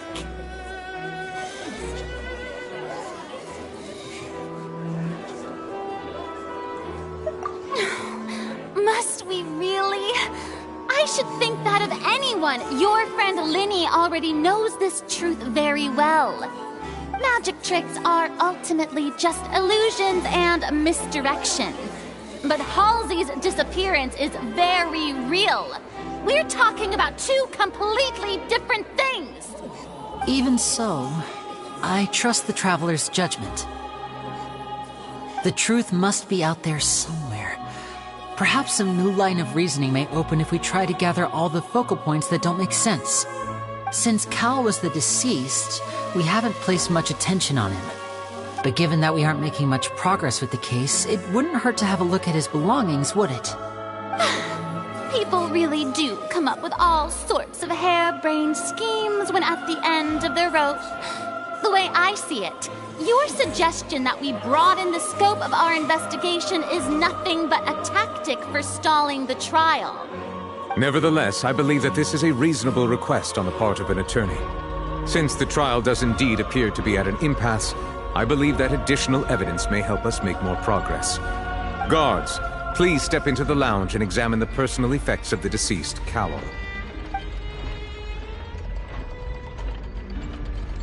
We are still examining the items, but we have already made critical progress that we feel must be shared with everyone post-haste. We discovered several test tubes of fluid within Cowell's baggage, each labeled separately. The notebook in his backpack claims that these fluids are... water from the Primordial Sea. The Primordial Sea? The note's contents also indicate that Cowell belonged to an organization that sells illegal drugs and that he had an accomplice. The notebook has many entries concerning safe usage of these fluids, in which the keyword dissolve appears many times. One of these tubes was labeled Opera Epiclese, along with yesterday's date. It is empty. The notes also state that these dissolution properties work exclusively on people from Fontaine. It's likely that Halsey was chosen as some sort of test subject. As such, we believe that the defense's hypothesis is, in fact, supported by sufficient evidence. You gotta be kidding! People dissolving into water? Could something so ridiculous actually be true? Wait a moment. This reminds me of a certain prophecy, but it's just a coincidence, isn't it? Huh. If people can become water, does that mean that the water tank's real use was as a means to hide water stains? And if Cowl was targeting that girl... Wait just a minute. Could that mean... You two, with me, quick! Demoiselle, wait! What about your partners? Let's go. Just trust me. Order! Order! It is undeniable that further examination of the deceased's personal effects has yielded some surprising results, but we cannot yet verify the veracity of these clues. Still, let us assume that these clues are indeed authentic, albeit with the understanding that Ms. Halsey has yet to be found. Guards, please continue examining the items along these lines. Mr. Linney, it appears your hypothesis is supported by the evidence, so please continue speaking. Of course. Thank you, Your Honor. If we uphold this hypothesis, I believe that many of this case's seemingly unrelated clues can be connected together. Right! Like the metal hook! That one didn't make sense at all. Let's think about this. Cowl's methods must have something to do with that water from the primordial sea.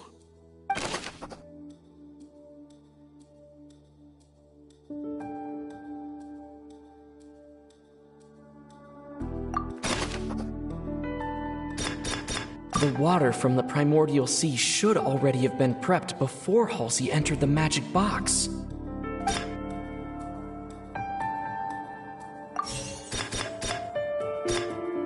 The rope that held the water tank up was lit by the fireworks and snapped. As such, the focus here is on the water, and now it seems like the hook rope was not meant for another magic trick, but was instead some form of triggering mechanism. The deceased's name is Cowl, Linny's assistant. He would have been able to tamper...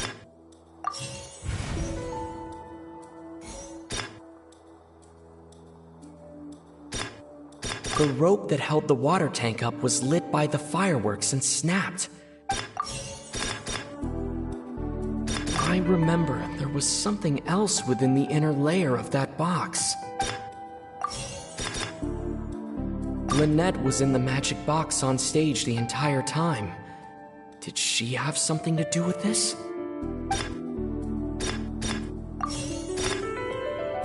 The water from the primordial sea should already have been prepped before Halsey entered. Now it seems like the hook rope was not meant for another magic trick, but was instead some form of triggering mechanism.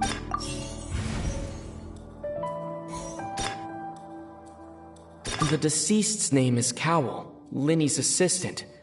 He would have been able to tamper with the equipment. Now it seems like the hook rope was not meant for another magic trick, but was instead some form of triggering mechanism. The deceased's name is... The water from the primordial sea should already have been prepped before Halsey entered the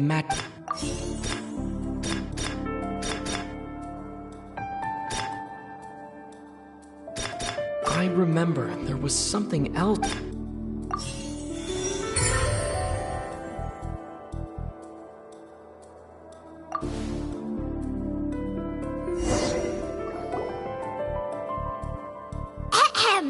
It's Ace Detective Paimon's time to shine again! In the original plan, Cowl would tamper with the water tank rope and the number selector securing his target.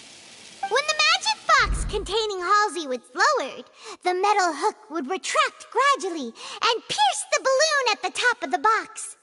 When the balloon attached to the box popped, the water from the primordial seed inside it would pour down and dissolve Halsey.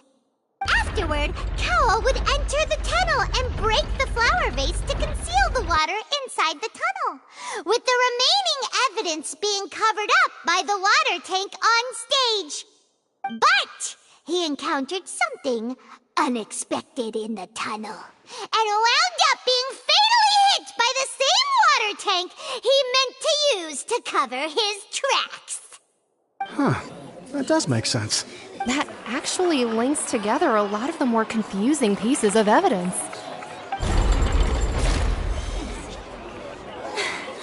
Oh dear, what do I do? Even I think they sound convincing now. Have I falsely accused an innocent person?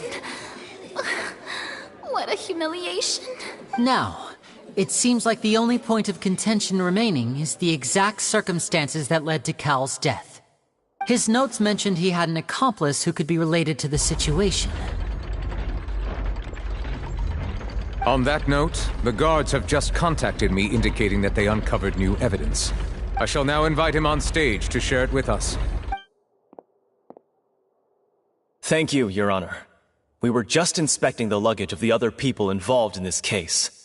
And we found an identical sample of the water from the primordial sea among Linny's personal effects. What? That can't be. Oh, I see. Well, how wonderfully comedic to have your own counterattack only to come back and wound you. Does this not clear all doubt? My dear citizens, my loyal audience, allow me to present my reasoning and bring this performance to a swift close. Linny did not need to take part in the dissolution of the young woman at all. Indeed, he did leave the scene via the vent. Having made modifications to the props beforehand, his accomplice Cowell then caused Halsey to vanish using the water from the primordial sea. But upon his return, in cruel avarice, Linny desired sole credit and prepared to do away with his partner in crime.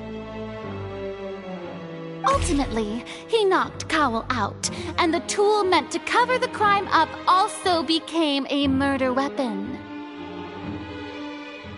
Now, as much as I regret having come to such a viciously straightforward conclusion, it does seem that the famed Fatui is quite the cold-blooded and ruthless organization.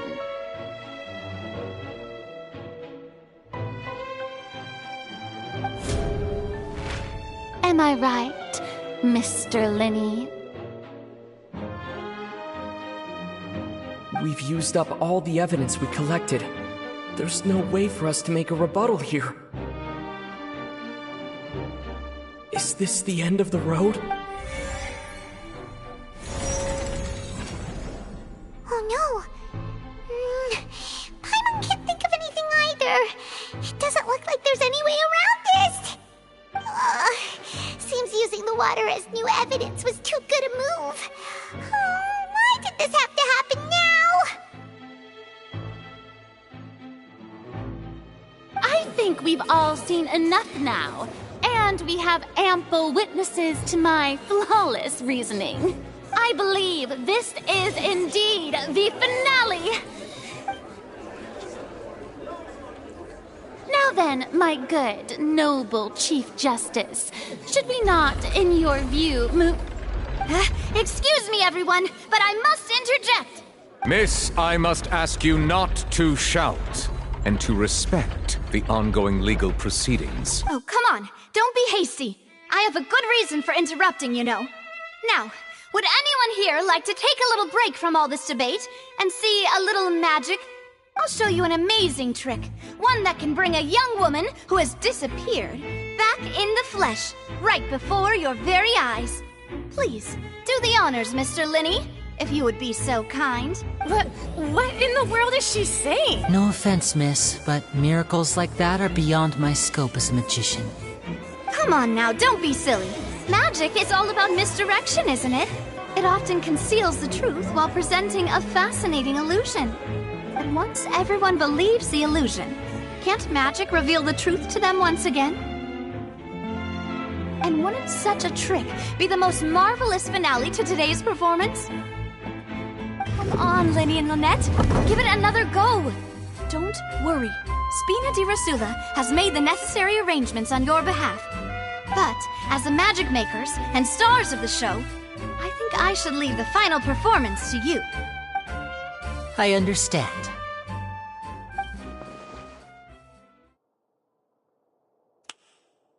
And voila!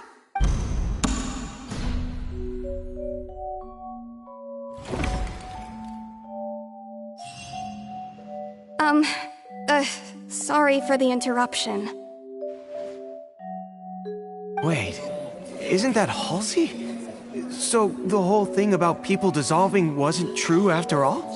To be clear, I'm only here because this person told me that if I testified, the merit of doing so would lessen my sentence. I was hiding outside this room listening to the proceedings because I was afraid that I would be the one put on trial. I was just feeling happy that no one had noticed me, and then before I knew it, she caught me. That'll teach you to underestimate us three. Where should I begin? I'm sorry. I'm the one who killed Cowell. I admit it. What? Why? Firstly, my name isn't Halsey. It's Lillian, and I'm originally from Mondstadt. I heard that Linny's show was going to be a real thriller, but I missed the chance to buy a ticket, so I stole one. That's how I make a living. I steal stuff here and there, and I'd never been caught before. But I was noticed at the harbor a few days ago, and I barely got away. Linny was the one who caught me in the act. Hey, no wonder you look familiar. So you were the thief. Liddy even mentioned that you were pretty skilled. Well, and I thought that would have been the end of it, but then the number selector chose me. He even mentioned the Fortress of Meripede. That's a prison, isn't it? So you can imagine how shocked I was. I thought he was on to me for sure. So I played along with the show while looking for an opening to flee, but then I got water poured on me for no reason, and then someone jumped into the tunnel to nab me. I wasn't going to take that lying down, so I knocked him out and stuffed him into the box. There was nowhere to run from there, though, so I had to change my clothes and hide in a box containing performance costumes. I slipped out after the first guard arrived at the scene and continued hiding inside the opera house. Can a person even hide in there? But I swear I didn't know that the water tank would fall down. Really, I swear it. Had I known that, I wouldn't have put him in the magic box. I may be a thief, but I'm no killer. Well, that makes everything pretty clear now, doesn't it? This time, we need to tell the entire story from Lily-Ann's perspective.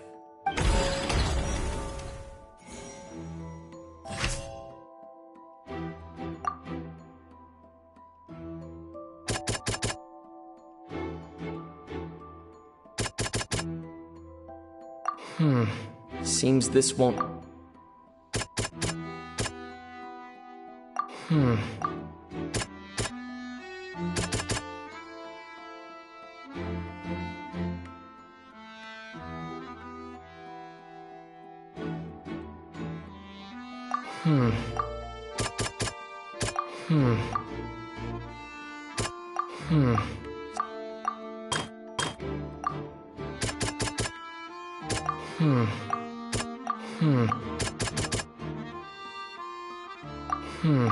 See...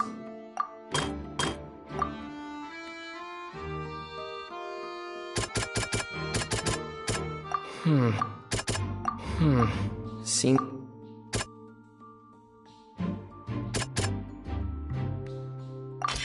The flower vase was not broken to cover anything up, but it was smashed during the struggle between Lily-Ann and Cowell.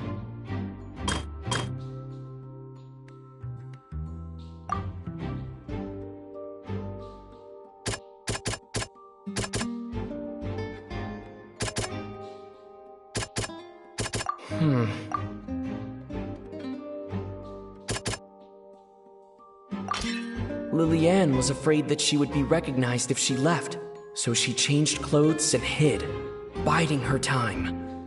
Just what one might expect of an experienced thief.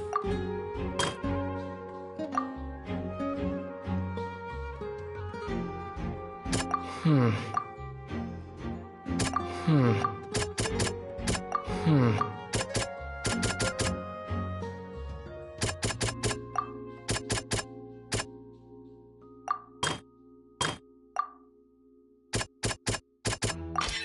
strange sound wasn't from a fight.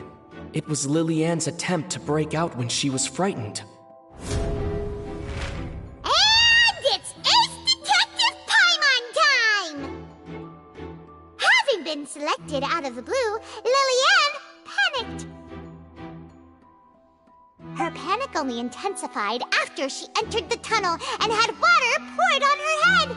So she kicked the door open, producing the thud we all heard.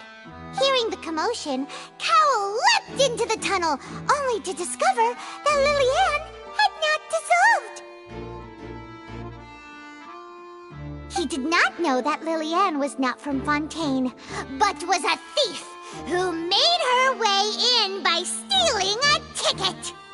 Mistakenly believing that the water from the primordial sea needed time to take effect, he tried to force Lily-Ann back into the box. The two broke the flower vase during the struggle, but Lily-Ann came out on top, knocking Cowl out and putting him in the box. With no way of escaping, she changed her clothes and hid in the costume trunk until the performance ended.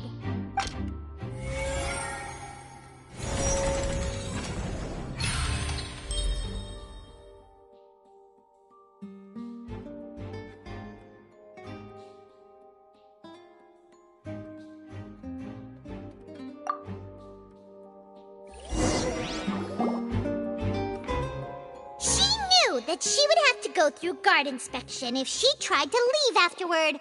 So, she has been trapped in the Opera House these last 2 days. She had already become desperately hungry by the time we were chatting over macarons. So, she swiped 2 of them right under our noses. Talk about a sneaky thief. At this point, all the events that happened in the tunnel have now come to light. Ah, so that's the whole story. Bravo! Bravo! Now then, Lady Farina, do you wish to speak against the defense's statements? Please answer the question, Lady Farina. Also, if I may add, the trial has not yet ended. As such, I request that the prosecution not leave the room before the proceedings have concluded. What? Are you reading my mind now? No, I have no further arguments. I admit defeat. But really, could you at least have left me with some dignity? Wow, look at that! She's like a deflated balloon now. If there are no objections, then as the Chief Justice of Fontaine, I shall once again repeat the full sequence of events. The actual perpetrator of the serial disappearances, Cowl, selected his next victim from the audience reservation list. With some modifications to the selector, he could ensure that the pre-selected young woman would be chosen. To cover up any evidence while committing the deed, Cowl thought of allowing the water tank to fall, which would conceal the water left behind after the young woman was dissolved. He also tampered with the rope suspending the water tank, using the fireworks at the end of the performance to cause the tank to drop and hide the watermarks. He poured the water from the primordial sea into a balloon during the preparation of the magic box and stuck it to the box's lid. Finally, he passed the prepared hook on a rope through the gap in the magic box's door when bringing the young woman to said box. When the magic trick officially began, the box containing the woman was lowered into the tunnel, tightening the hook rope and bursting the balloon containing the water. If all had gone to plan, the young woman would be dissolved at this time. However, Lily-Ann was not from Fontaine and thus fled the box with a loud noise. Realizing that there was trouble, Cowl entered the tunnel and met Lily-Ann. Thinking that the waters had not yet taken effect, he decided to proceed. However, his opponent was more capable than he thought, and he was overcome, knocked unconscious, and placed into the magic box, and thus became his own final victim. Lily-Ann, according to her own statements, then changed clothes and hid until the performance ended, before hiding in other parts of the opera house. As for Linny, he was in the underground structures within the opera house, and was thus ignorant of these happenings. From this reconstruction of events, we can conclude that Linny, the accused, is in fact innocent. While there is much in Linny and Lillian's conduct that should still be investigated separately, this case, at least, can be handed over to the Oratrice to make the final decision.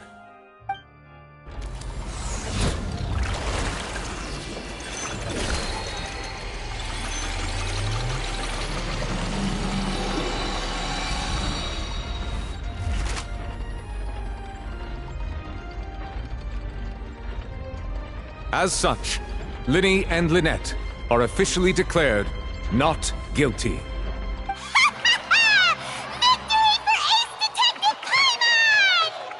Great work, partners.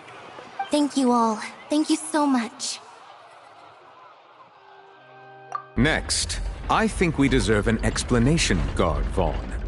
How did you find the water from the primordial sea in Linny's baggage? Right!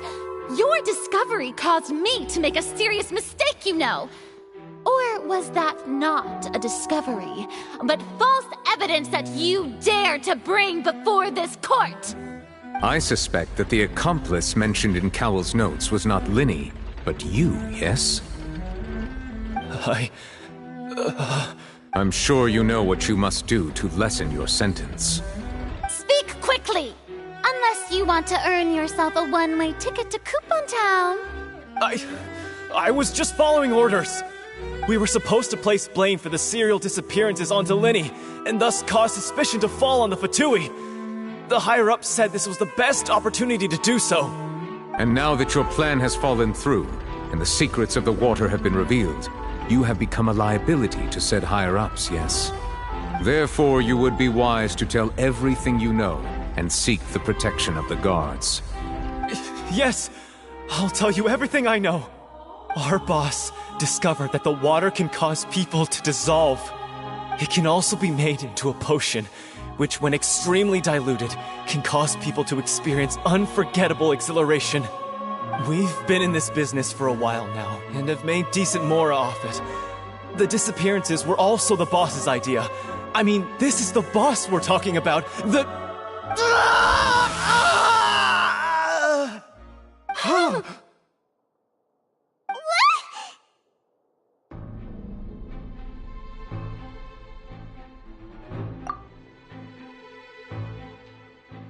And now he can no longer talk.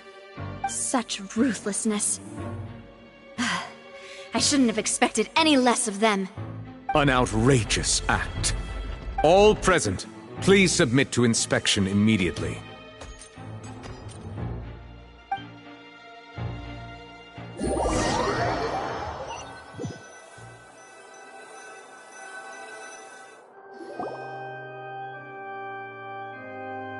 So, we're just going back now?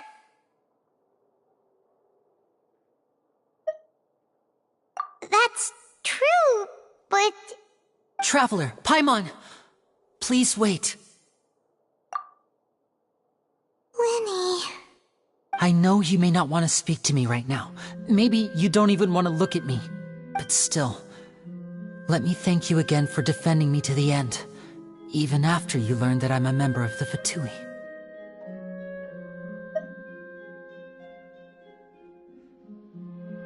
I guess. But regardless, I'd like the opportunity to set things straight. I didn't approach you with any ulterior motives or ill intent. I've spoken to you as myself, just plain Linny this entire time. As for why I'm a Fatus, it's because the goals of the House of the Hearth align with those of an orphan like me. That's all. That was how Father, who you might know as the Knave, approached recruiting us back then too. A knave? The one who controls the House of the Hearth? She's your father? That's right. And since we're here, I was wondering, would you mind hearing a story? It's about my past.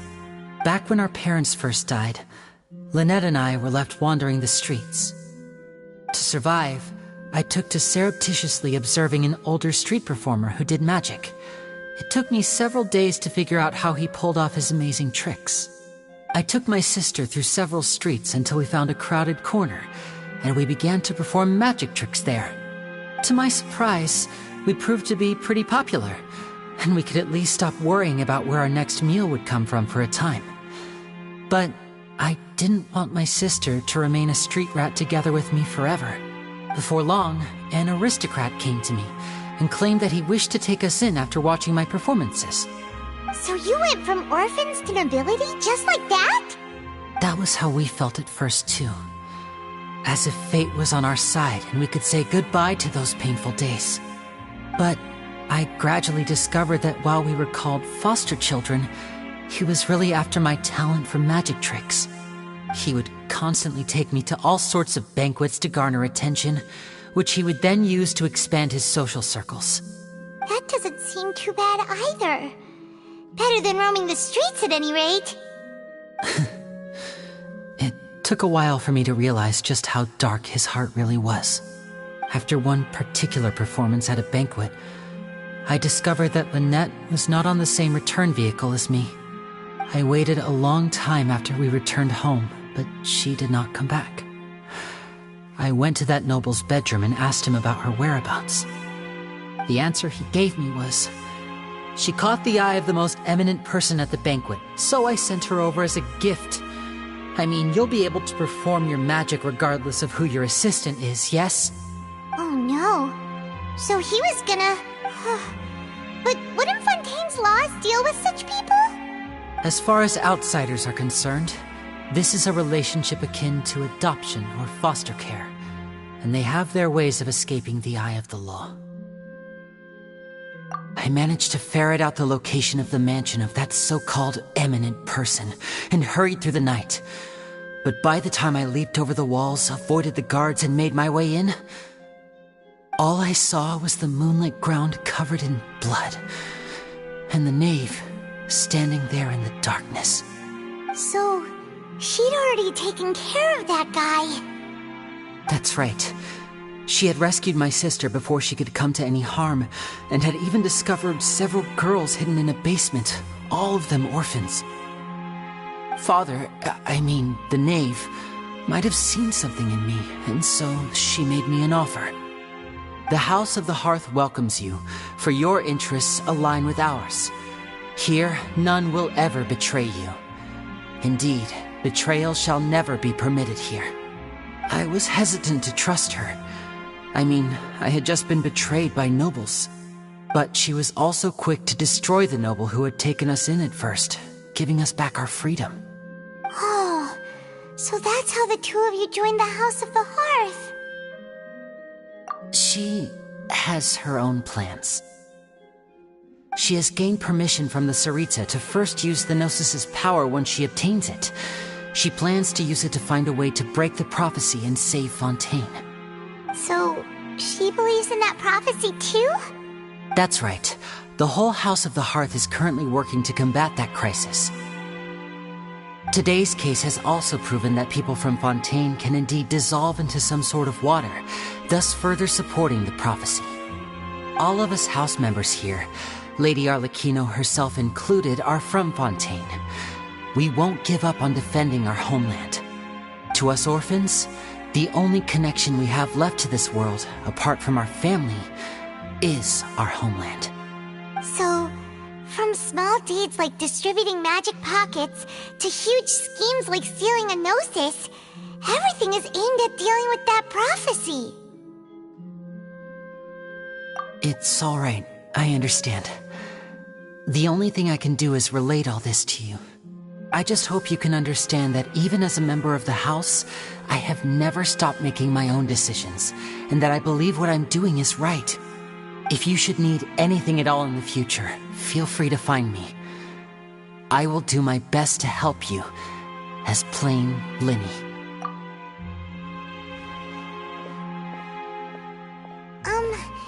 Bye, Linny!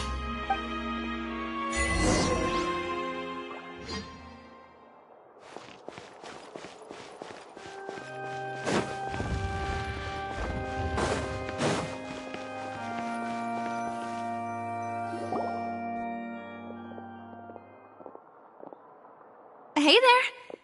What was with the disappearing act you pulled right as the trial ended? Were you looking for us, Navia? Well, this whole thing isn't exactly over, is it? I do feel that we're getting closer to solving the serial disappearances case, though. Don't you think? Huh? What's wrong, my dear partner?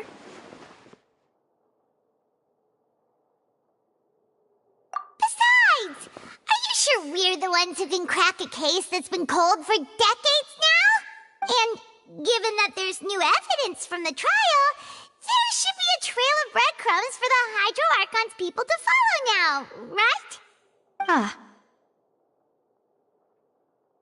I see. Well, I won't lie. I'm a little shocked to hear that from you. But I suppose you are just travelers who have only arrived in Fontaine after all. Sorry. I might have been too presumptuous.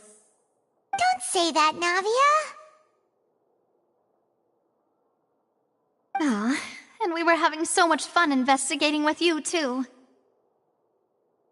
It was like having new waters flowing into a stagnant mire, causing new hope to spring forth, and the reflection in the murk to become clearer. Sorry about that. I'm a bit prone to nostalgia. Don't mind me. Wait, shall we have a farewell meal? You know, to commemorate our time as partners? Huh? Do we really need to get that formal? Well, guess you really did treat us as partners, huh? Well, I'd just like to have a proper ending to every important memory. That way there are no regrets later. Anyway, it would just be a meal, so it shouldn't take up too much of your time. You don't have to twist Paimon's arm. If Boss Navia's treating, count Paimon in! Oh, wonderful! In that case, why don't we return to the Court of Fontaine and head to the Hotel de Boer? I believe we'll make it just in time for dinner. All right then, let's have our farewell meal!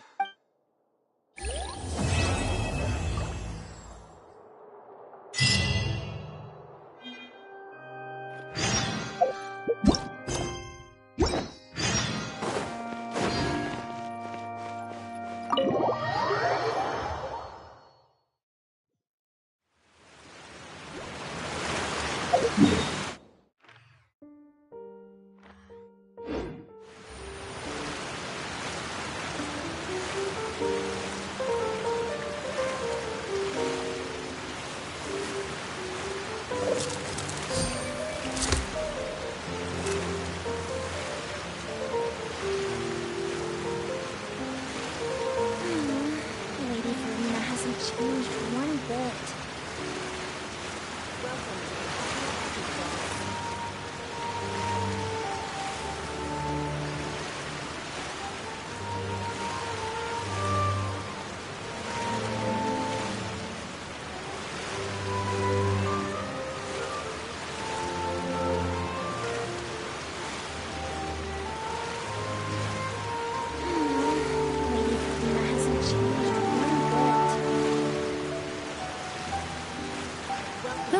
Good roll. All right, maybe I'll take one more day off and knock out the rest of the work once I'm feeling up to it.